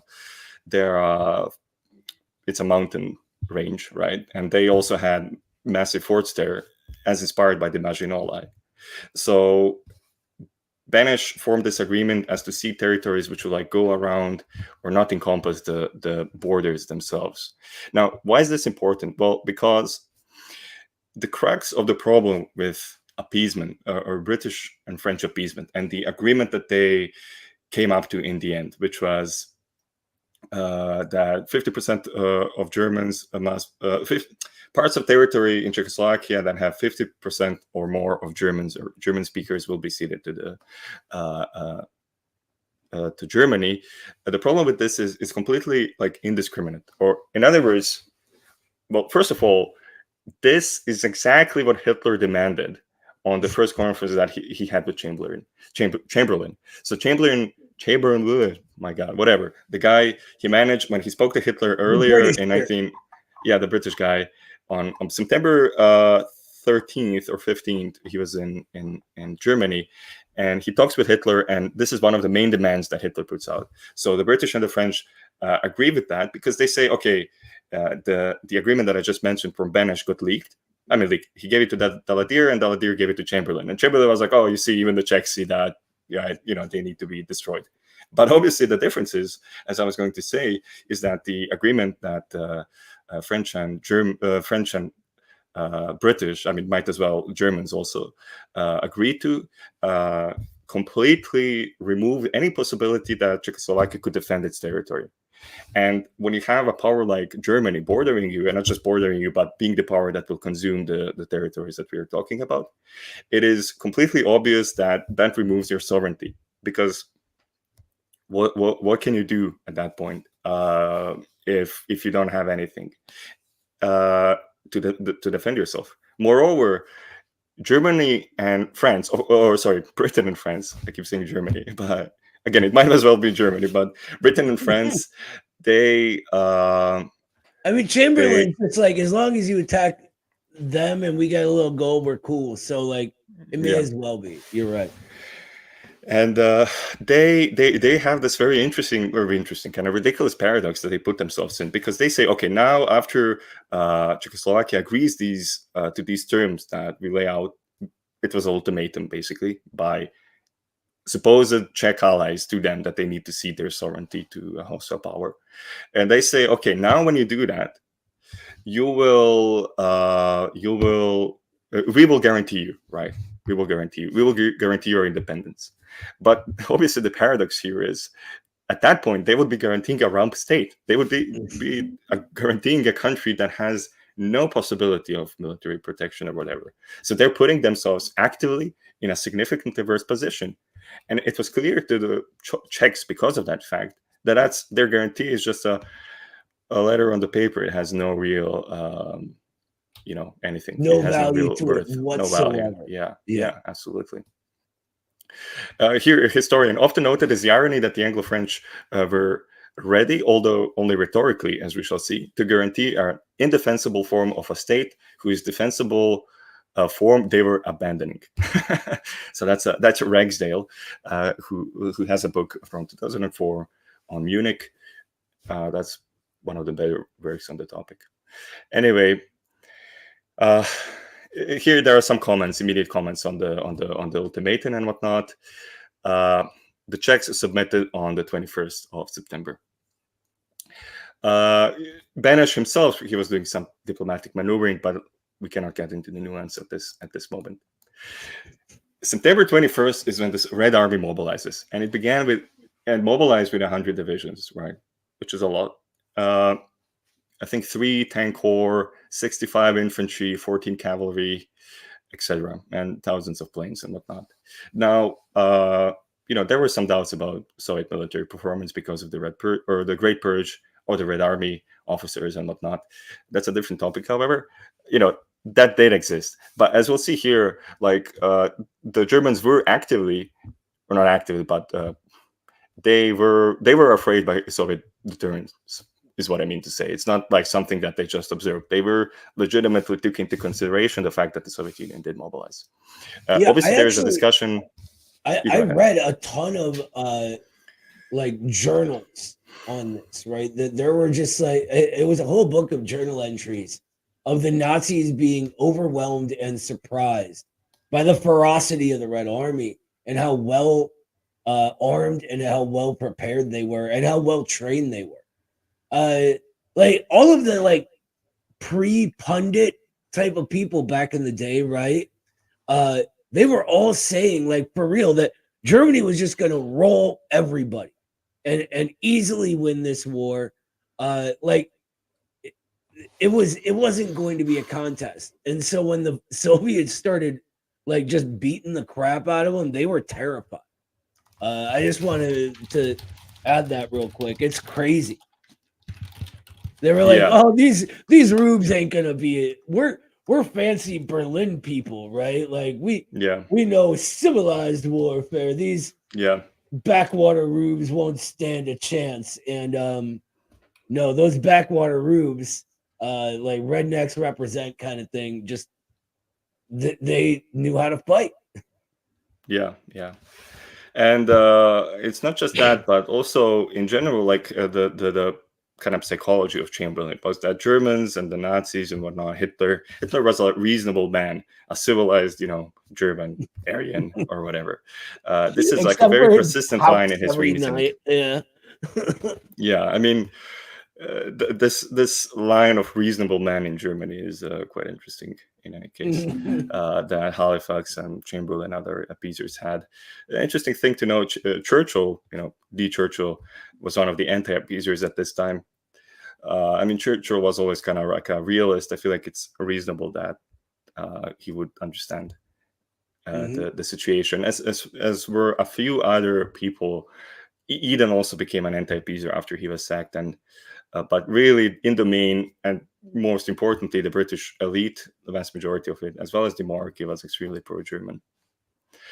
And all right, so the Soviets mobilized, and they were, at this time, they managed to send planes to Romania, like military planes and whatnot. And all sorts of very intense negotiations were happening with Romania over Soviet passage rights, Red Army passage rights, because obviously the Soviet Union does not border Czechoslovakia. So this was like an omnipresent issue in this whole situation, that they just had to somehow like physically be able to get all those units into Czechoslovakia.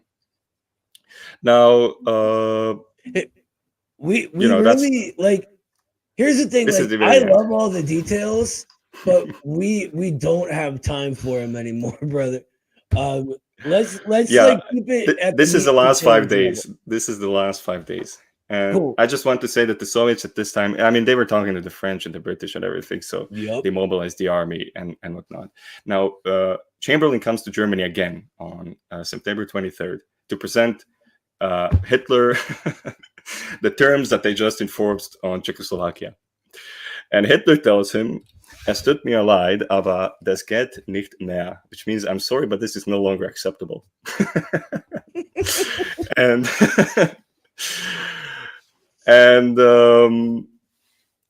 he moves the goalpost completely. And one of the things, for example, is that like he says that the Czech civilians would have no right to move out any of their property from businesses and similar when the occupation itself happens. There would be like no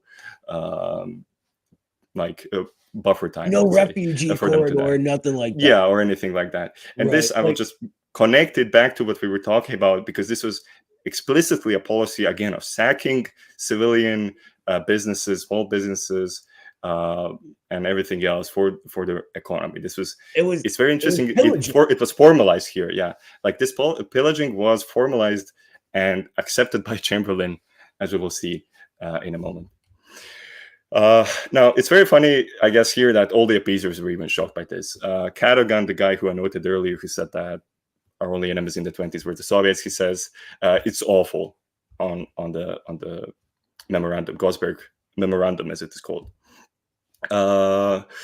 The British public also stiffened up now, because always the idea was, okay, Czechoslovakia, like, what do you mean is Czechoslovakia?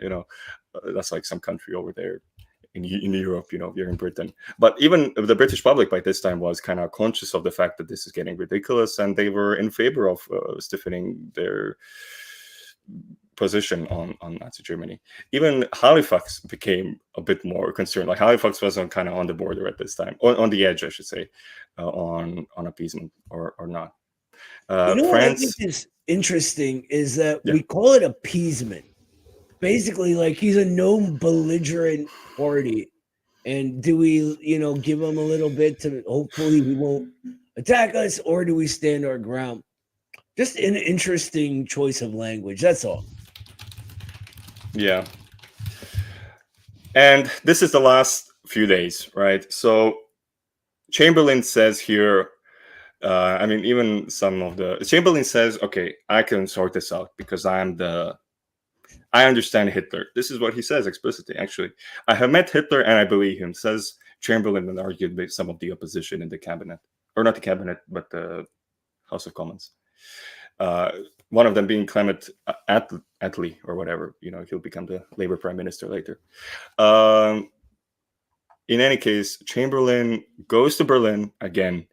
He goes to Berlin, of course, but Hitler is kind of not wooed, but like Mussolini, because at this time Hitler was about to start the war, and that would hit the fan, right? Like, because if you recall, the ultimatum to Czechoslovakia ended on October 1st, or maybe even September 30th. Like, that was kind of, they were there. Mussolini tells him, okay, delay this one more day, literally one day. Like, Mussolini just kind of had a gut feeling that the British would cave in, and he was right. So Chamberlain flies to Munich. Daladier also comes. Mussolini, obviously, and Hitler. Czechoslovakia and Soviet Union are not present.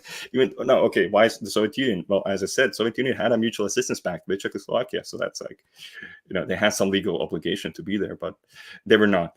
These guys join. They talk. They decide to, actually just take all of Hitler's conditions on face value.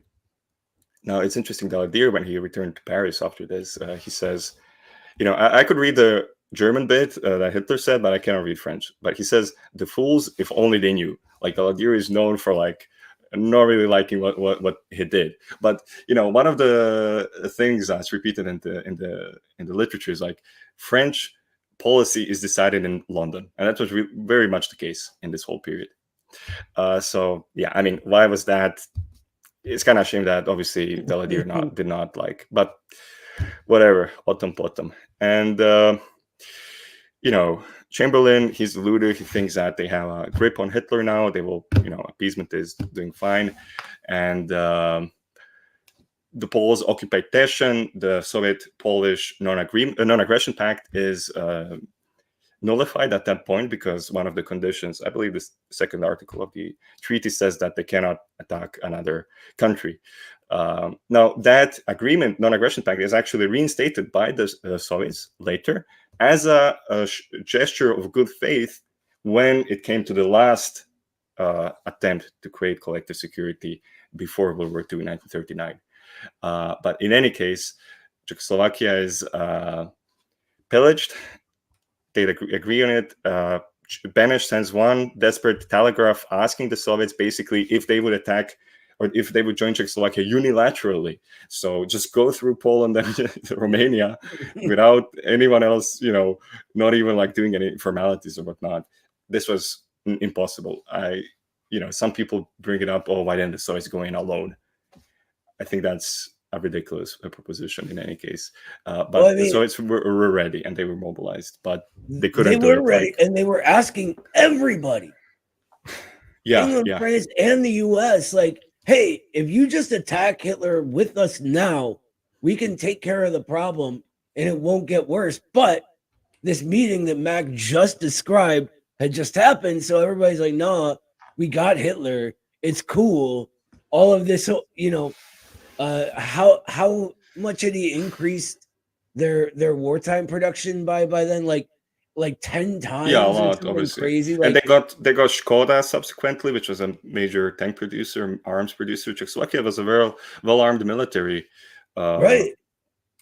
But So like they know this is happening. They know what they're getting, and still Chamberlain is that like, no, it's cool. We'll just like, don't worry, Soviets. It'll be fine. yeah, Just give yeah. it to them. And All then, right. what happened. All right, no, I close my script. We can proceed with the show. I think that's all. We were kind of more shitting on appeasement than talking about Soviet policy itself. But for any details and nuances that I missed, they're in the thread, and I will publish more about the topic pretty soon. So yeah, check out the RTSG Substack, check out our Twitter, our news account, and even my Twitter. Maybe, I mean, I don't really say anything very Definitely, crazy everybody there, do but all that.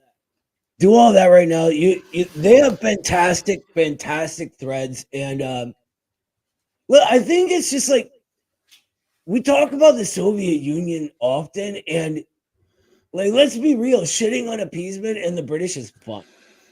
Like, it's just fun to do, yeah, So, it's very easy. right, exactly. Anyway, I'm sorry everybody about the wait. We're getting used to this new format with these new segments. So we're gonna get going with the first call right now. Let's hold on, that's the wrong button. I sort of I push wrong buttons all the time. It's kind of my thing. All right, there we go. We're ready to take calls. Who do we got first, Daniel? Hey, we've got Pavel calling in from Austria. They called in recently, and they they wanted to know a little bit about Polish history, anti-communism in Poland.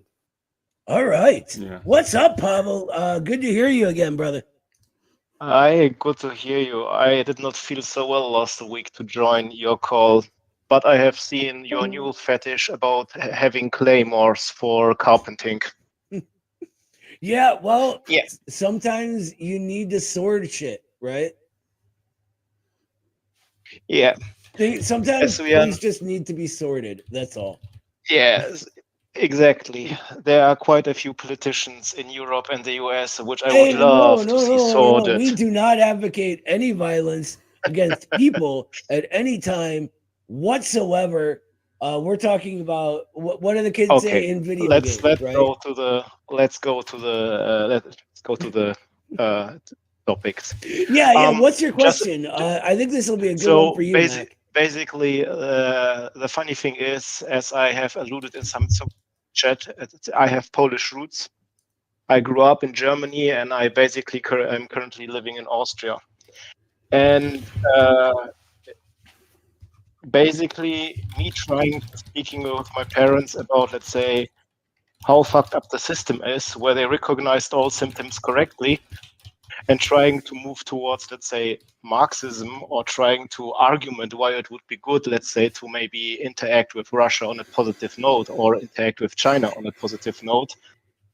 They are looking at me like they are insane. It actually went to the point, and I love my parents dearly, that they actually compared Russia to Israel. And I lost my shit. I really lost my shit. So I have not the detailed knowledge like you, Noir, or your most esteemed guest, but with what we are comparing here. Yeah, So, well, let me say just off the bat that sometimes when it's your parents, you just gotta let them be wrong. There's something about being a parent that it's sort of like hammered into your head that you're the one that teaches your children. So when your children know about things that you don't, that's really hard to wrap your head around, because your entire life and them growing up and becoming this adult. I understand. I understand. That's why I just left the topic. That's Yeah. why I just left the topic. So I did not touch it anymore in the 10 football. However, I also wanted to maybe highlight to you that I think that the aversion of the Polish people to Russia does not only go back to World War II, because to the best of my understanding, Poland was taken apart several times by where with the involvement of some old iteration of, let's say, the German Empire, as well as I think also involvement of Tsarist Russia. Please correct me if I'm getting my things wrong, but that's my current understanding, and I think that the aversion of the Polish people actually goes or even back further, more than back to World War II. There are actually sayings which are still, let's say, very popular amongst, let's say, older or amongst the older Polish generation, that only a dead Russian is a good Russian, or that better to be under German occupation than under Russian occupation, referring to, of course, not the World War II period, but when basically Poland was not on a map. Just want to highlight it there, that it is actually that insane. Yeah. Not taking into account basically the fact that who kicked out the Nazis from Europe? I mean, the statistics speak for themselves. They do. And so here's my understanding, and maybe Mac, you know a little more on this than I do, but there were pieces of Russia like taken away from it during World War I by Poland. Yes, if I understand and which correctly. were yes, correct.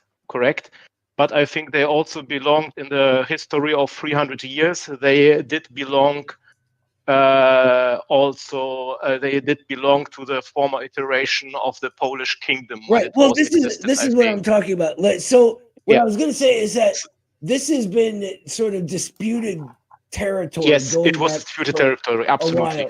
So absolutely. Mac, do you know the history of like when it goes where?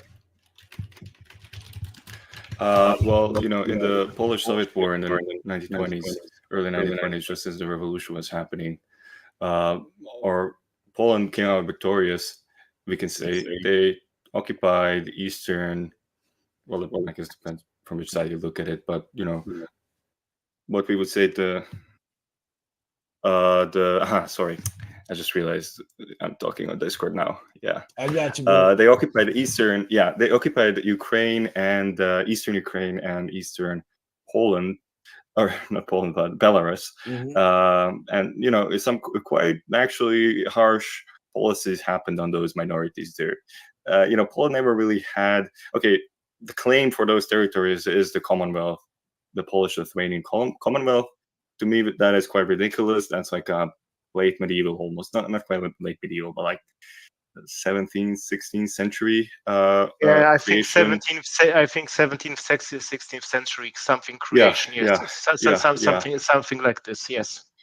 So the claims for those territories are not really based in anything concrete, first of all, and second of all, the Belarusian and the Ukrainian minorities were quite well oppressed, really. I mean, it's an understudied field. I know that there was some kind of not camps per se, but really harsh police control and whatnot of the minorities, and just polification, I guess. Now, what I would say about this whole Polish-Russian just general sentiment, which is negative, is, well, I will say that one of my biggest problems with the SMO as it is that it's a brotherly war in a lot of ways, because it's Ukrainians fighting Russians, Russians fighting Ukrainians. obviously this was initiated for all sorts of political reasons and whatnot. But at the end of the day, a lot of people will, a lot of just like Slavs, let's say, will die because of that. And I feel like we are often just kind of used as cannon fodder, and it's unfortunate with Russia and Ukraine, of course, because these countries that have I would say, a brotherly history in lots of regards. I mean, the anti-communists will try to deny that, of course, but they did. And now this war, the SMO as it is, will kind of probably prevent any kind of positive sentiment between the two nations for a long time, multiple generations. And a similar thing happened, of course, between Croatia and Serbia. Even today, you have a lot of people in Croatia, or not a lot of people, but everyone. Okay, not everyone, but a lot of people. I'll just say a lot of people. It is I was a going to lot say of everyone people. above like No, 40. it is. I was going to say like a lot of people, percentage-wise, like there's a certain political strata that just recognizes that sees Serbs as a problem in everything. It's I don't know. They will attack tomorrow and whatever. The war will repeat. That's how you get the rise of neo-Nazism in Croatia. All kinds of graffitis, and anti-communism also manifests in that way.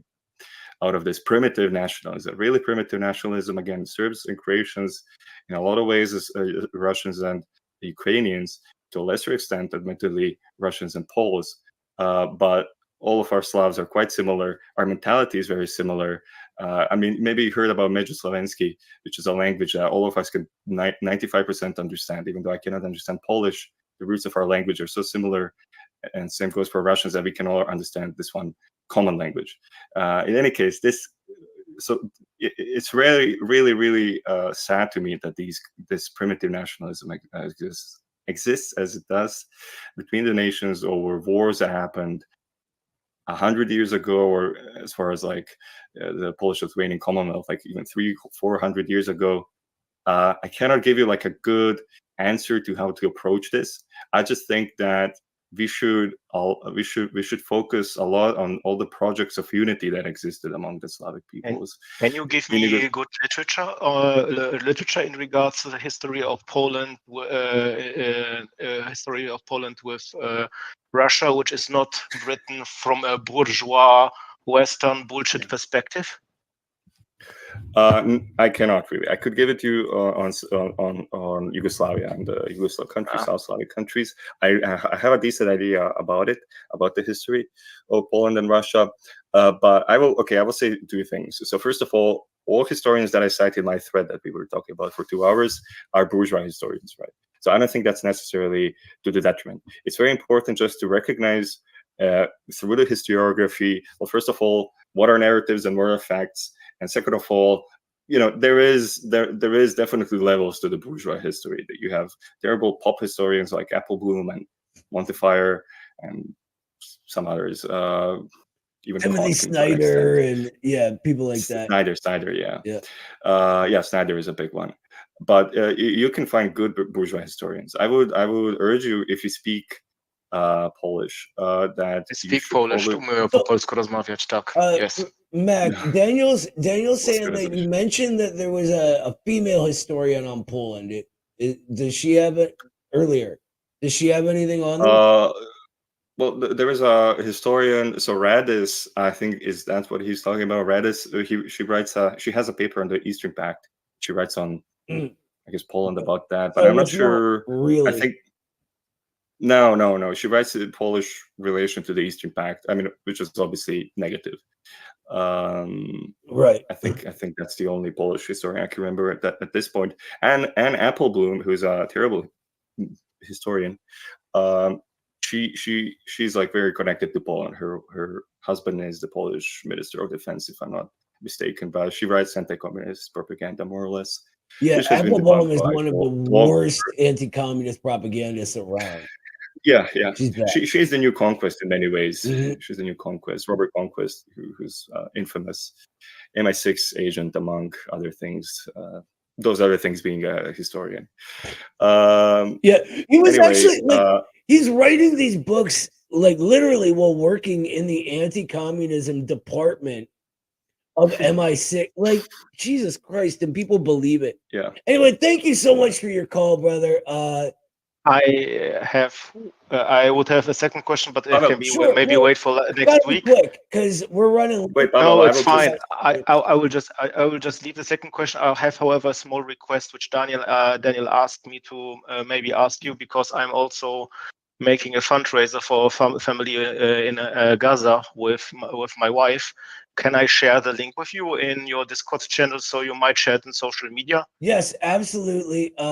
Give it to Daniel, and Daniel will post it right now in our chat, and we'll get it out there. Thank you. And that reminds. Pavel, I can That's just really great that you're one doing thing. that, brother. That's Oh, yeah. awesome. It also reminds me that the Communist Party right now, the American Communist Party, is very involved in Hurricane Helene relief efforts. If anyone wants to make sure their money that they donate goes directly to aid for affected families, and you're not paying, some asshole CEO of some NGO, you're not paying their salary. Check out our PayPal. Daniel will get you the link for the specific hurricane relief thing. And you can donate that way. All the money goes directly to our party that will basically use it, every single penny, for relief supplies and deliver them. All right. That said, I would just like to say to Pavel, you can hit me up in DMs. I know I have a friend who he's Croatian, but he has Polish ancestry, let's say, and he's better versed on this than I am. You can DM me on Discord, and I will just remember to ask him if he has anything on the topic. perfect. Okay, thank you. Thank you very much for your time, and I wish you a nice week. Hopefully, Yeah, no problem. hopefully, due to the insanity of the US, we will have still some fuel and supply chain next week here in Europe. yeah. Sorry for the late time. We are in the same time zone, so I share your struggle of 1:30 a.m. But it's no problem, I guess. Understand. Yeah, Thank you again. Gute Nacht. Thank you again, Gute Pavel. Nacht. Gute Nacht. Gute Nacht. It's Dobranoc. seriously like there's Dobranoc. Laku noc, da. See, it's the same. there's these sort of issues that I think get overlooked, and I think the back and forth battle for these sort of pieces of land throughout history get lost, because a lot of this is like, oh, the Soviets are evil and they stole this land. Oh, the Polish are evil and they stole this. It's really a long history and it's complicated. But when you were talking about it, when it was what you said, the 17th century, that Poland actually had its last claim on it, that would be a lot like, if like in 1955, right? The British came back to America like, yo, we need Ohio back. Like, Ohio is ours now. It's a little ridiculous. So it ended in 1795. So from 1569 to 17. I'm just looking at Wikipedia, but it's interesting because it ended at the time of the Revolutionary War in the U.S. 1776, right? So it's kind of it is actually similar to that. Well, that was sort of, I mean, the revolutions were sort of, they all sprung up after this one in the U.S., right? I mean, that's kind of how it went.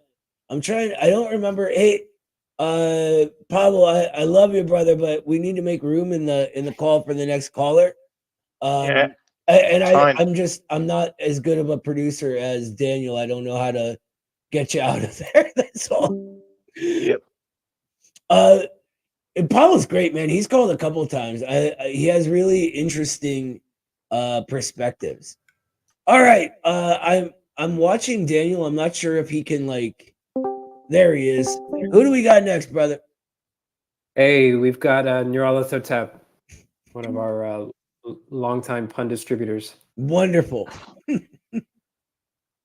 So, Noah, today's very important question. Have you heard about why it's easy to go to sleep if you bring a hammer to a stable? if I bring a hammer to a stable, it's easy to go to sleep. I'm Is back. that This is that because I got nothing. Because you could hit the hay. Mm. I guess if you have a sore throat afterwards, you have a hoarse voice. Wait, this is the pun guy. I know this guy from IGG. Yes, he is the pun guy. Well, Mac, I got a quick question for you. So it looks like since you're here, the RTSG is now pirating the broadcast. So I guess we can now pronounce you guys' name as RTSG. Yeah, that's yeah. If you start charging money, I guess you could say it's a buccaneer. I specifically told Daniel to limit you to one pun, man. I think this was 3 puns. The more serious question is, what are some of the more influential, I guess, socialist science fiction writers? I know there's like Alex Belayev early in the Soviet Union, and the Strugatsky brothers, and maybe towards the end Stanislaw Lem in Poland. But what are, outside of maybe the Soviet sphere, what are some of the, and of course Liu Cixin in contemporary China, what are some of the major socialist sci-fi writers? I do have a potential example here in the U.S., though it might be kind of surprising. Go ahead. What is it? I'm not sure, honestly. H.P. Lovecraft. Towards the end of his life, in particular, At the Mountains of Madness onwards. The one alien race that Lovecraft portrays sympathetically, the Elder Things in the city there, they're basically portrayed as like a civilized alien race, but also well organized via socialism and with sciences beyond anything humanity had. Interesting. You know, I honestly don't. I don't know. I don't read enough fiction anymore, man. I don't. I know right now though, China is going through a huge science fiction craze. Like it's within their sort of developing pop culture. It as like it takes a primary role, right? That's why the one video game that they've released in Sun Wukong Black Myth. Right, yeah, the Black Myth Wukong is an update of an old Chinese legend because a lot of their Returning to the West is doing that same thing. It's actually retelling the old stories, but in futuristic environments, which I find interesting. I have a couple collections of short stories, but I don't have time to read fiction anymore. I don't really even have time to read for fun anymore. All my reading is for work, so I wish I could be of more help. To kind of get to philosophy and theory for a bit, I know there's the Nick Land idea of hyperstition that Haas kind of described, but early Soviet science fiction arguably has an example of it. For example, in the book Professor Doel's Head by Belayev, sorry if I'm mispronouncing it, in the 1920s, there's this evil professor who steals his advisor's head basically and takes credit for inventing immortality, or steals all his ideas basically. So during the 1940s, this is not quite as nefarious like a lurid thriller plot, but there's a guy, I can't remember his name, but he did experiments on keeping dog heads alive with early heart and lung machines. Interesting. I know this inspired that shitty X-Files movie like a decade ago, but it was essentially some of the earliest open heart and artificial life support systems ever developed on Earth. Open heart surgery in the Soviet Union, and what would later be called ECMO, extracorporeal membrane oxygenation, and some of the cardiac pumps all trace their roots to those kind of experiments. And the movie was kind of narrated by the English socialist Haldane. That's really fascinating, man. So it's kind of a rich filmography, I suppose. A lot of their films are still like on top of like even like some critical magazines and whatnot about films. I forgot which ones exactly. I was researching that recently though, but I mean they use some of the most advanced or even innovative new methods of film editing on that film from The movie 24, I think. Battleship Potemkin is like Yeah. scary because of the cinematography in it. And I mean, you can watch it now and it's dated and the film is old and hard to see, but like the way the shots are laid out is still beautiful, despite all those, sort of Yeah. errant things that would make us want to dismiss it in the 21st century. Yeah. Well, The- I would the like to movie- give two other examples of Soviet sci-fi that might be surprising. Give us those, and then we gotta go move to the next call. Sure. I hate to rush you, brother, because Sure, your no calls are problem. my favorite. But The main let's- one is a Strugatsky Brothers book called Roadside Picnic. Essentially, this inspired a series of video games in the early 2000s called Stalker: Shadow of Chernobyl. Interesting. I didn't know that. So there also was my son a has Soviet played movie. those games. So What? yeah, Yeah. There is a movie, Alexander Nevsky, from 1938, I think, which is like an epic about, it was like kind of Soviet preparation and propaganda against Nazi Germany. It has an amazing soundtrack, or I guess score. It's even today, it's worth a watch, and definitely a listen. The score is amazing, orchestral, etc. If we're And it's gonna interesting in that historically.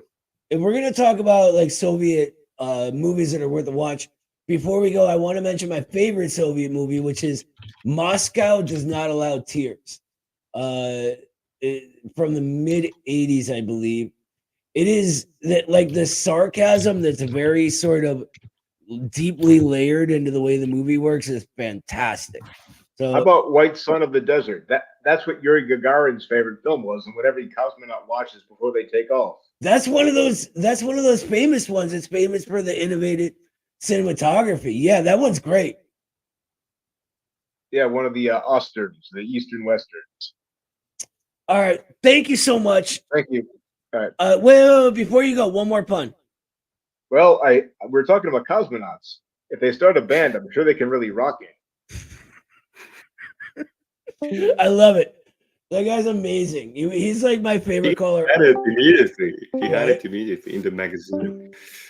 All right, what's up, Daniel? Who we got next? Hey, we've got the homeless romantic Oh, Chris. in the All house. right. What's up, Chris? What's up, brother? How you doing tonight? Right, he's not here, I think. Oh, he's not here yet. Oh, Yeah, there you go, Daniel. Make me sound like a jerk. what's up, Chris? Am I on the internet? Yes, you're not, but you're on something Am I approaching it. dead? What's up, man? How you doing? I'm doing good, man. Well, I'm a little pissed. I'm pissed. I'm royally pissed. You know why? Why is that? Because So got a I bone to pissed pick Chris with off you. earlier. What? No, go ahead. You may be handsome and you may have the nice suit, but I'm on to you. Well, I don't know about handsome, but it is a nice suit. I got to get me one of those. You So do. here's the deal. Noah Krashevik, this handsome bearded fella here, he made the claim that all academics are bad. He said, I hate all academics. He said, see, this is why I hate all academics. I said, broad generalizations about people who study, that's just mean and not true. Why would you sell hyperbole like that? Yeah. So Chris got very angry with me because a typical academic made a typical post on the internet saying that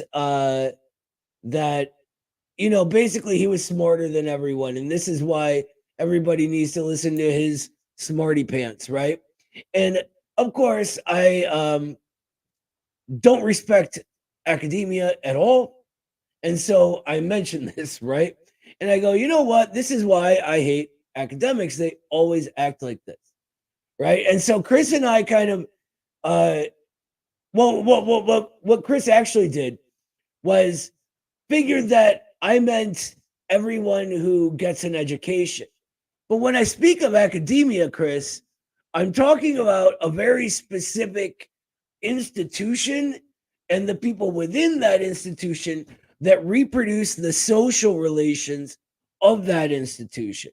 So like the proletariat, reproduces the capitalist social relation, right, on a large generalized scale, the academic or the person like this reproduces the person like that. Without getting into the long, like, sort of concretization and dialectics of it, like, he becomes his own cause and creates more of him, and they proliferate, and then they all attack my sense of my sense of not being a dick on the internet every time they talk, basically. Well, here's the thing. You're mad, justifiably so, because there's a masturbatory element to a lot of academia. No, But no, no, not when you just an talk about element. academia, though, That's you're the talking entire about thing. a broad selection of people that do everything from architecture to, economics. And I think you're focusing on the economic part. But there are people that work in biology, for instance, where there's not the same sort of motivation for corruption or anything like that, like you're explaining. And so I think what you meant to say was I don't hate academics. I hate academia, which would be a more critique of the system rather than personal attacks on people who choose to make studying full time their life or whatever, professors and people like that. Yeah, but here's the thing, like, someone who's designing a building isn't an academic. They're a person who's educated, right? But academia as an institution actually produces these kinds of people. I think there's a reason that and I've met, maybe 100 academics and spoken to them. Out of all of these, three of them haven't spoken down to me, right? There's a reason that attitude is so prevalent, is a thing. I'm not surprised, but what you're gauging that all off of anecdotal evidence, which is the weakest kind of evidence I'm that not. you could possibly use in order to make a judgment about something. I'm You're not. I'm talking not. about Wait. humanities, Hold on. literature, philosophy, languages, religious Chris, hold on. I'm not doing that. Right? That I said that there's a reason that out of all those people, only three of them haven't been pompous. And it's because of the social reality created within that academia, right? It forces that to be the most prevalent sort of way of being. That is how social reality within the academy is reproduced, is through that ego, through that disconnect with broader society, with the working class. What I'm saying is, it is the rule rather than an exception within this small sort of tiny niche thing that I'm speaking of. And when I'm speaking of academia, I'm talking about people that are publishing in academic journals that maybe 5 other people in the entire world will read, but look down on other people for not doing that and not getting their high ideas. But here's the thing. We all have the internet now, right? And half of these academics who very seriously look down on me when I meet them, as if I'm not as smart as their smarty pants are, right? Have directly lied to me about things they know. And so when I say it like, this is why I hate academics, yes, I'm at the same time saying I hate academia, because they're one and the same thing. The academic creates the academia, but the academia also creates the academic, if that makes sense. You're saying that academia itself poisons every single academic into what you said was, quote, always siding with the boss. And I just think that in order to make it, you took like a broad anecdotal, like the people that Can have I say something about this? Actually, good evening, Chris. So I've mentioned at the very beginning that I might write something about epistemology, and this is kind of what epistemology deals with. I'm no expert, of course, but I've read a few books on it. I don't know if you're familiar with Thomas Kuhn, for example, or Feyerabend. Chris, it's not what is rhetorical, it? I guess. Feyerabend, the Austrian author on epistemology, or Thomas Kuhn, who's an American sociologist. anyway, so for anyone, if anyone is wondering, those are the two authors that I derive my inspiration about this topic mostly. And now I agree more or less with what Noah is saying. Now I don't know about the semantics about academic versus academia, but what I'll say is, and what Thomas Kuhn, the legend, like very decisively kind of demonstrates in his book, The Structure of Scientific Revolutions, is that the scientific institution as it is, right, is very conservative, and it does not even enable by its very nature the creation of new views within a field. And I'm not saying Kuhn is a chemist, I believe. He deals with chemistry. I mean, then he turned to sociology. But so he's not, in fact, all his examples, I think, are about natural sciences, which are more respected as sciences than social sciences and whatnot. So I think I think that is very comparable also to what Noah was saying, which is kind of a Gramscian view of some kind of hegemony of the elites, let's say, or the elites that reproduce the same narrative to the masses. So this idea that the academia is, what I'm trying to say, extremely conservative, not just conservative, but it actively pushes away new ideas and any kind of dissident narratives. Actively, again, within the very process of normal science, as Kuhn describes it, is conservative. And the only time that science progresses is when during these scientific revolutions, again, as he calls them, and this is during like paradigm shifts. Again, the word paradigm actually in this context comes from Kuhn's book, The Structure of Scientific Revolutions. So the paradigm only changes when normal science, which is what scientists do 90% of their time, more even 99% of the time, when it's unable to reproduce or prove a given, when there is a problem and they cannot reproduce or prove the result that they're getting from it, they cannot fit it into the existing narrative. Only then, and only if that is, now it sounds good in theory maybe, but there's an immense resistance to any kind of changing of the theory itself, right? So, technically, yeah, sooner or later, probably science will advance. But in the main, for like onwards of like 50 years, more centuries, look at Newton. Newtonian gravity got completely debunked by Einstein. I mean, changed, the whole paradigm changed. And that was the dominant view for literally like 2 centuries, I believe. So academia is very conservative. It doesn't really reproduce or create novel ideas. It's not in its interests. And people who are in academia who deal with normal science, they don't have to be bad people or like, it's not even a matter of moralizing this. It's just that the institution that they work in, that they engage their whole lives to, and that, very well, they will probably become defenders of, most of them do, will just follow the narrative that exists. So I think academia is not some kind of So in other shiny words, you're siding with Noah in this sense, right? Yeah, of course. I mean, yeah, much closer to Noah. Now, this is, I would say, this is like mainstream understanding of academia. What I was talking about is also Gramsci, which I do agree with, of course, but you don't even need to go there. I think, to and make I'll this say argument. this really quickly.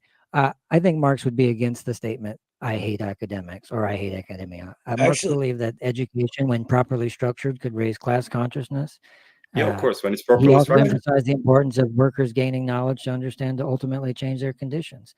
Well, here's the thing. It would be Marx, he would be critical of academic institutions that primarily serve to reproduce capitalist ideology and class inequalities, but he would probably encourage the nuanced view, not hating on academics wholesale, but critically examining their role in society and knowing the difference between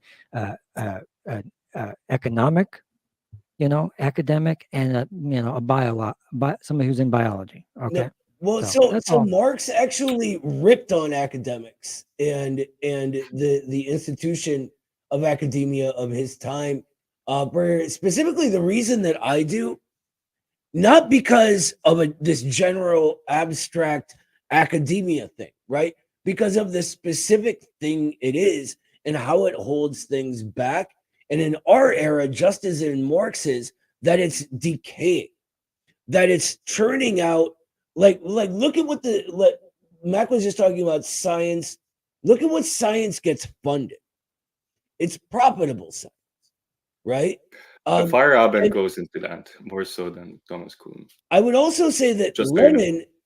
Lenin is even harsher than Marx, who calls the bourgeois intelligentsia, he said, which is the same people I'm talking about as academics, right? The people who think for a living. Bourgeois. I would say you should make a distinction between bourgeois academics and academics. I mean, Well, you can, it's the what same you're thing. adding all these qualifiers you can't onto the be- thing now, but it was a broad statement. That's what piqued my interest. Was you said, I you hate all can't be an academics. academic and Wow, not be all of sort of them, within the educated even classes. even right? Jane Goodall. You hate her? Like Jeez. you're Okay. this is what I said when you originally like replied that Norm I'm not Finkelstein talking is about pretty cool. educated people, but this specific reproduction of social relations that turns this out. And Lenin says about Right, and this he is says that what they you have believe there is they're a the brains of systemic. the nation, You but have in a fact systemic they are its shit. analysis. Right? And that's just the It's an same view analysis of the that I system. have.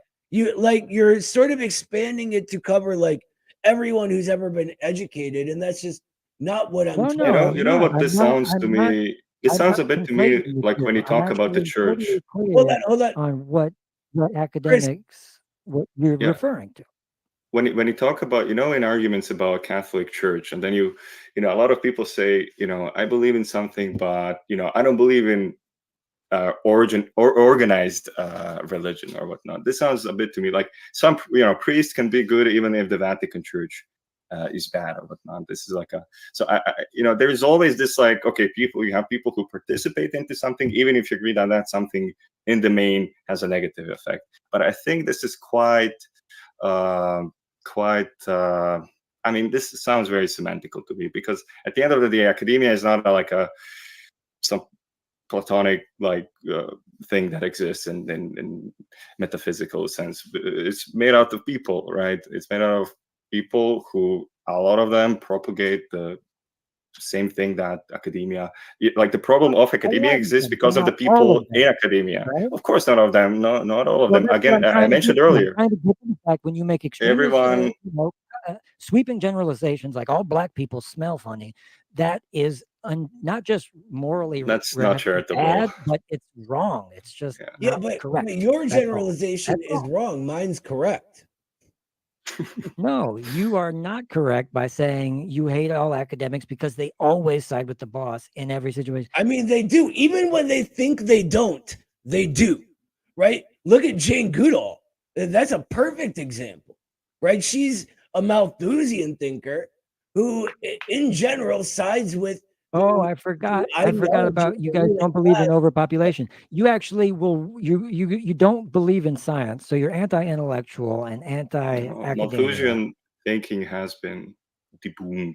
Yeah, it's been Malthusian is a buzzword communists use when scientists point out to them that there's a limited amount of space and resources on the planet. No, I understand the theory behind. Read Marx's theories of surplus value. He debunks Malthus very meticulously. The thing is, yes, of course, there is a limited number of resources on the planet, right? But here's the thing. All the Malthusians in 1970 were saying that by the year 2000, we were going to run out of oil.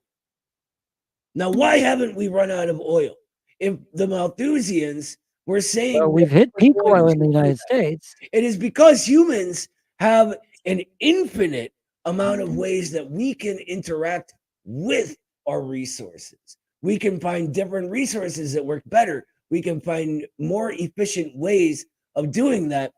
And I don't want to get into how surplus value goes into that, but that's the basic sort of... The mistake that you make is looking at everything through the lens of communism and Marxism rather than it's a worldview. Actually, making your background knowledge of the world a little more versatile by studying stuff like biology or environmental science or understanding the existential crisis. I mean, you might as well say you don't believe in climate change if you're going to dismiss science at your own whim and then accept science if it fits your narrative. That's not science, is what I'm telling you. Like saying that we're going to overpopulate and run out of resources is a wild statement. That's not scientifically sound. by natural science. No, well, Marx, I know, and you and Marx, communists tend when to Marx not believe developed his that worldview, overpopulation Marx existed, was but the actually truth of the reading matter is, all of the basic anthropology, the basic natural sciences, all that and if stuff. he was right? alive today, he would agree with the scientists and what they're saying. He would had not immense agree with respect for the Malthusianism scientists of and his this day. silly theory of overpopulation. No, he wouldn't, brother. He would not. Here's my There thing. are is, like, I scientists even kind told of you think that, you're wrong, though. And that's the thing, is you Chris, don't defer to people who exist in their expertise. If you're willing to dismiss an entire group of people and their work because it doesn't fit your narrative as an economic analyst or whatever, as a Marxist, and you say that all the scientists are wrong about overpopulation because I said so, that's did I say wildly that? ignorant. What we said is that Marx actually debunks it, and then we gave you the book he debunks it in.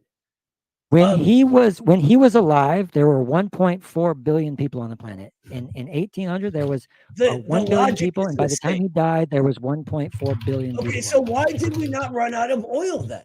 When all the Malthusians said we were We going to. keep discovering new. Well, why is climate change a thing? It's because we have polluted the air. You know, And we can some of the fix that as predictions that well. the Like, scientists that's made the were thing, like, wrong. Believe the- it or not, science isn't a foolproof thing. Sometimes they get it wrong and predictions are off. There's an MIT computer like that did a overpopulation. calculation and it realized that the world was going to run out of resources by 2050. Truthfully, we're right on track with the fact that a population is now peaking in China. We're going through pretty much everything that they had predicted, except for a few different things. Look, here's That's the thing. true. What you seem to be making some leaps on why I am saying that overpopulation is incorrect, right? You seem to be of the opinion that it is settled science when it's not. No, it's not It's a settled theory. science, but what I'm saying, It's a why would I theory. take Wait, advice from let me finish, man. You gotta let communist me. ideologues You gotta let me finish my point, please. like Malthus and you're wielding literature from 200 years ago and trying to You entertain me about. gotta let me finish my point, right? So Okay, go ahead. when I tell you that the logic of Marx, when he debunks Malthus on overpopulation, still holds, and that I give you that logic in a condensed form because we have more calls to get to after this, and we're already an hour over time. I mean, I don't know why you're still saying this thing from before I said that, right? So here's number one, right? Malthus's overpopulation theory gets debunked by Marx in Theories of Surplus Value. If you want to read the entire thing and why it can't be correct When was it in published? any situation, When go was it ahead. published? You have the book. Number two, What year was that published? it doesn't matter. Like, are you saying that Darwin is no longer relevant because it was hundreds of years ago? No, of course. We Well, he was build an from academic. before. There's a reason Marx is important. There's a reason Lenin's important, right? Because we build from where they were correct. It's not like today that do the research today. They're not important because they're Malthusian. All right, Chris. That's obviously a debate in academia about Malthusianism or not, like among liberals or not. But to my knowledge, the Malthusian, the limited resources view is, as of today, mostly fringe, because fundamentally what has proven that even though a population does expand exponentially, so does technological growth. In other words, when Malthus was writing what he wrote, that was pre-industrial revolution. He did not literally account for exponential growth in productivity and efficiency. And today, we've proven, because, as Noah pointed out, their predictions got wrong. And when I say we, I mean the whole world has proved that technological growth and efficiency can be greater than population, aka it can account for population. Now, one day, yeah, all of Earth will be No. drained You of guys, all the it's a resources. wild communist fantasy that your progress is going to outpace the amount of resources, and you have no evidence to But it to already assert has. whether or not that's true. But it The already Hitchin has phrase that happened. anything that can be said with evidence can be dismissed without evidence. So, Chris, it already has, though. according to the Pew Research, This 82% is of scientists self-evident. associated with the American Association for the Advancement of Science believe that population growth is a major problem. 82% of the scientists believe that overpopulation is a major problem. And you're So- dismissing Okay, them because it can be a remember problem. from 200 years ago, literally. What does it matter if, I mean, yeah, okay, it's a problem. Like if we stop advancing right now, it would become a problem. But so far, technology is able to catch up and is catching up consistently, has been over hundreds of years. Aerosol masking effect. I know you guys are both Marxists. Do you know anything about the aerosol masking effect? But this is No. this is the No. point. Do you Like, want you to don't know? Or Chris, does Sure. this not fit your But narrative? not right now. let me because ask I you will a Google. question. I went back to that 1970 when the Malthusians were saying that we were going to run out of oil. Why didn't we?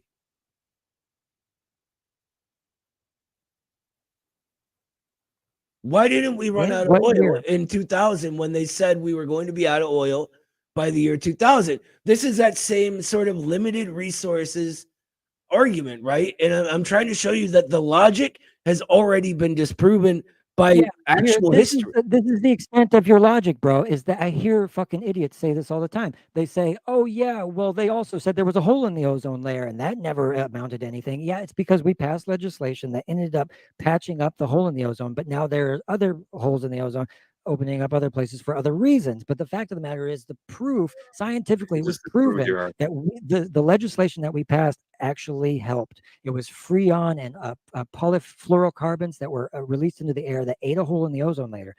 And then you guys say the same thing. It was like, well, they said they were all scared and nothing happened. It's like, dude, take the time and read about this stuff, and don't just call people Malthusian and wield literature. What are you? What is the ago to literature? What is the literature?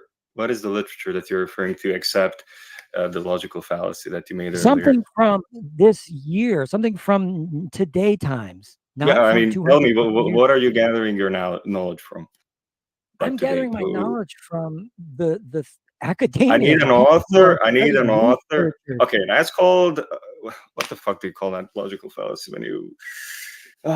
Dude, I need an author and a name of the published book or research, or give me something like because you're saying okay, sorry, but you're okay. You don't have anything. You see, this is an issue because the scientific consensus is made up of a mosaic of things, right? It's made up of everybody who ever existed and everything we ever wrote down. And we calculate that into what they call a scientific consensus. Okay. And we look at the scientific consensus. And even though that it might be a little bit off, or that there might be corruption within capitalism, the idea of throwing the baby out with the bathwater is Chris, ignorant. You said earlier, I don't understand. Chris, earlier you said that we are citing you earlier. Okay, and now you're saying that again, right?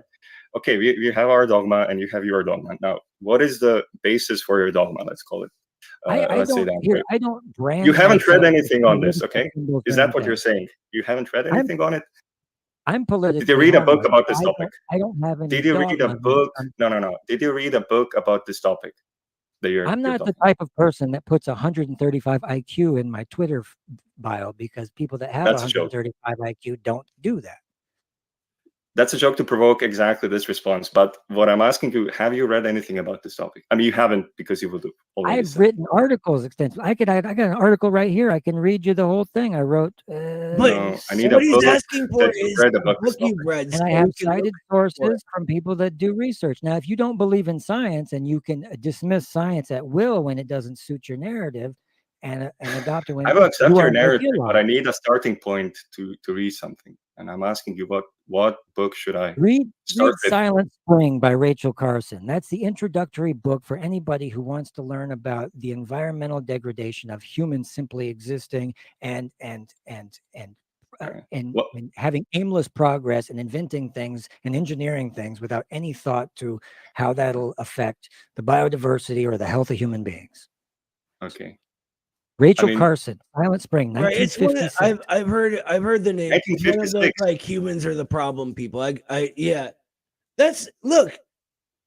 I don't It's see. very funny that you. No, Why do it doesn't have why to do you be say framed something like from this. Every 1956? time that I mention that humans have a tax on the planet, I mean, they communists get do. all fucking happy and start jumping up and down and saying, "Look, he wants to kill all your children."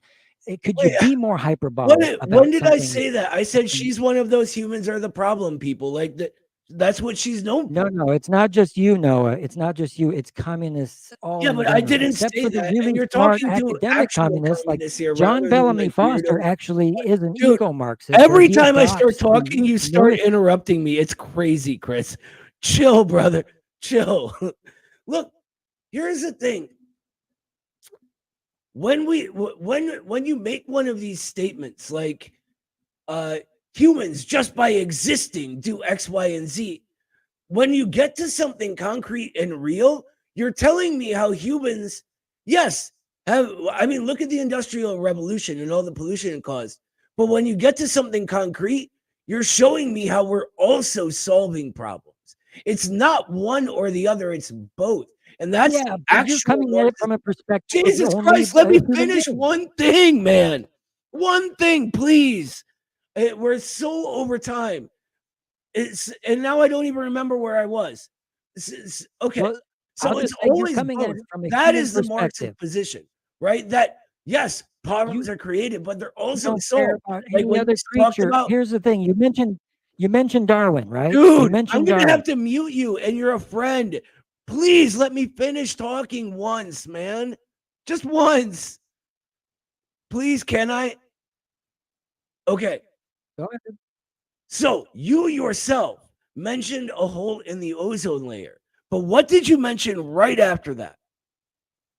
Legislation being passed in order to fix it. And that's the logic behind this entire thing in society as part of nature and rather than an imposition upon it, right? That was Marx's logic. That was the logic I was giving you when I gave you the example about the Malthusians saying we'd be out of oil by the year 2000 and the fact that we're not out of oil yet. It's always the same logic, right? That yes, problems get caused, but they can also be solved. It's like human beings aren't just going to like exponentially grow and grow and grow and destroy the environment. You get results of problems like China's ecological civilization idea, right? That growth must match ecology.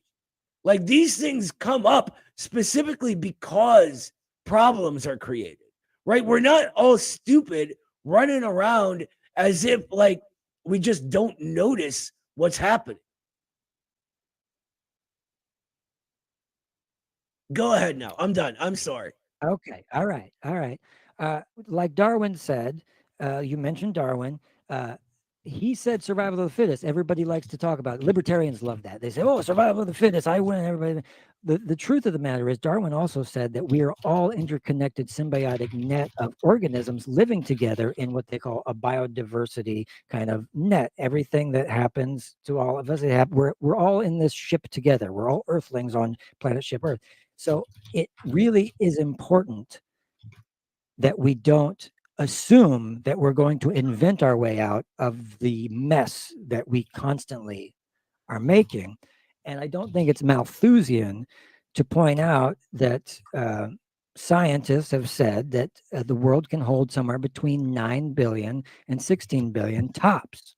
Now, you would want to look into that objectively and try to see what they're trying to say and maybe take it with a grain of salt, but at the same time, understand what scientists are saying and maybe just respect them a little bit more. Because why Mike isn't on my show anymore is because he came to the same kind of conclusion as an ideologue, is that everything had to be viewed through this one lens and everyone who didn't agree had to be dismissed. And it's the sort of the same dogma that you guys are frightfully afraid of with these snooty academics. Well, it's tit for tat. I get you. Here's the thing, though. Why are you assuming that we have the dogma and you don't? Why are you? Oh, I assuming do. that- We all Wait, do. let I'm me just finish, let me saying finish. it's important Dude, to every single recognize it. time, Chris, I let you finish your thing. Please just let Oh, me go ahead. let Go me ahead. actually talk, man. When you say that we have a dogma, here's the thing, brother. You don't really get what the Marxist worldview is, right? It is a lot deeper than some like one-sided economic thing. It's a worldview that for me is objectively correct of the interconnections that you were attributing to Darwin. Darwin's actually one-sided in it. When it's sort of the process of things becoming concrete, becoming themselves. And it's always this interconnected relationship, right? That atop of this thing I'm making with my hands right now is only the top because it exists in relation to that bottom, where humanity only exists in relation to itself, right? And I can't give you a huge lesson in Marxism right now, but when you sort of generalize Marxism as this dogma without even trying to understand what it is, that's an issue because you're the one being dismissive, right? All I'm saying is that humanity so far has always come up with technological advances. And all of these overpopulation theories have ended up not being what they were stated, right? That's all I've said so far. And you're saying I can't fit it into X, Y, and Z without even knowing what that X, Y, and Z even is. Do you not understand that you're the one being dismissive here? Really? No. Well, I understand that you feel strongly about Marxism and that you feel like Marxism could fix a lot of things in the world, but I'm trying to relay Well, to right you now, that all I'm saying is you Marxism, don't you're understand what it interrupting is. me. You didn't let me finish. I let you finish. What you're not getting me correctly here. What I'm saying is that right now, all I'm saying is that you don't understand what Marxism is. You're making false assumptions about our thought process and Okay. like Fair starting enough. this whole Okay. argument based on not I understanding don't that. understand Marxism enough to understand what you're saying. Okay, but I'm pretty sure that even if I'm not a big city Marxist scientist like you, I understand that Marxism isn't the only answer. It's not a magic bullet for all of the world's problems. We For need me, different Chris, it's not an answer at our all. No. It's an entire way of viewing everything in existence. And I believe it is the most advanced form of logic. Right? So like it is so far different from what we're told within society at first glance that every like first impression we get based on how communists act, how leftists before we sort of came back acted, whatever is all wrong. That's what I'm saying here. It is something deeper and more profound than that. That when you read it and learn what it is, I think you would agree with it. I would agree with just like to everything that say, I hear about Well, Marxism. I like Marxism. I like what it represents. I like the idea of us in government, and I like the idea of freedom for the working class people, and I like the idea of redistributing wealth in a way that makes sense. Other than that, I don't think that it's flawless. I think that it has a lot of power. It's obviously working well in China, coupled with some state-sponsored capitalist, moves. so I have to But interrupt I real don't think. quick. There is Go ahead. a stray cat in my house right now downstairs. So that's we're gonna have to interesting. wrap up, guys, because I gotta help my wife. Yeah. But Chris, All I right. still love you, even when we disagree, brother. Let's let Matt get the I love you word. too. I know he wanted to say something. Yeah. I just like to think or say, Chris, that I feel like the arguments that we presented were completely like kind of empirical, more or less. You've just appealed to authority earlier, as in saying, "Oh, this many scientists," but then we presented you with the argument, and you also just then appeal to the academia, which is Well, actually if one of the not problems with authority, who academia. do you defer to? Who do you Well, want to take out your brain tumor, bro? I How hate about a doctor? to use the argument of logical fallacies, but if you understood why appeal to authority is a logical fallacy, you would not be asking this question. Also, earlier I said I was joking about my IQ. My IQ is 135, even more probably. It's just that I put it there as a trolling measure, of course. I mean, obviously. Anyway, but yeah, Chris, you should check out the books that I recommended to you that I actually read. I'm like, anyway, I will not actually throw any more punches. But yeah, Thomas Kuhn, The Structure of Scientific Revolutions. You should check it out. All right, and I would suggest if you have a brain tumor, don't go to a fireman. Go to a doctor. Here's the thing, and here's what I always. These are simpleton arguments. This is not even a serious. Right. Here's what I tell ideologues, that when you believe, you always end up at belief. But what's better than belief is critical thinking, right? Chris, we're going to have to leave it there. Daniel, I know we have one more, but brother, there's literally a stray cat downstairs inside my house right now. So, and we're like way over an hour over. So we got to get going. Yeah. Chris, I love you even when we disagree. Mac, what do you think? Should we roll on out? Tell Yellow or Golden Parenti I'm sorry. We'll get to him next week. I'm really, really sorry. What do you think, Max? Should we? It was a pleasure to be. Yeah, I mean, I'm fine now. I can just, it was a pleasure to be here, obviously. And for next time, I think we will maybe approach this slightly differently, so that we don't go an hour over the time limit. But for me, it was great. I think I've said mostly everything that I wanted to. Chris was an interesting guest, and yeah, again, it's been a pleasure. Check out RTSG, and that's all from me. And check out Mac's personal social media stuff too. We'll put links in the description after this. Mac. Say it again, because I was talking over you. RTSG_Mac. There we go. Have a great week, everybody. We'll see you next time. Stand up, all victims of oppression, for the tyrants fear your might.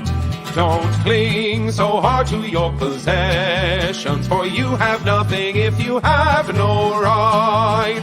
Let racist ignorance be ended, for respect makes the empires fall. Freedom is merely privilege extended, unless enjoyed by one and all. So come, brothers and sisters, for the struggle carries on. The International unites the world in song. So comrades, come rally, for this is the time and place. The international ideal unites the human race. Let no one build walls to divide us, walls of hatred nor walls of stone. Come greet the dawn and stand beside us. We'll live together or we'll die alone. In our world poisoned by exploitation, those who have taken, now they must give. And end the vanity of nations, we've but one earth on which to live. So come, brothers and sisters, for the struggle carries on. The International unites the world in the song. So comrades, come rally, for this is the time and place. The international ideal unites the human race. And so begins the final drama, in the streets and in the fields. We stand unbowed before their armor, we defy their guns and shields. When we fight, provoked by their aggression, let us be inspired by life and love. For though they offer us concessions, change will not come from above. So come, brothers and sisters, for the struggle carries on. The International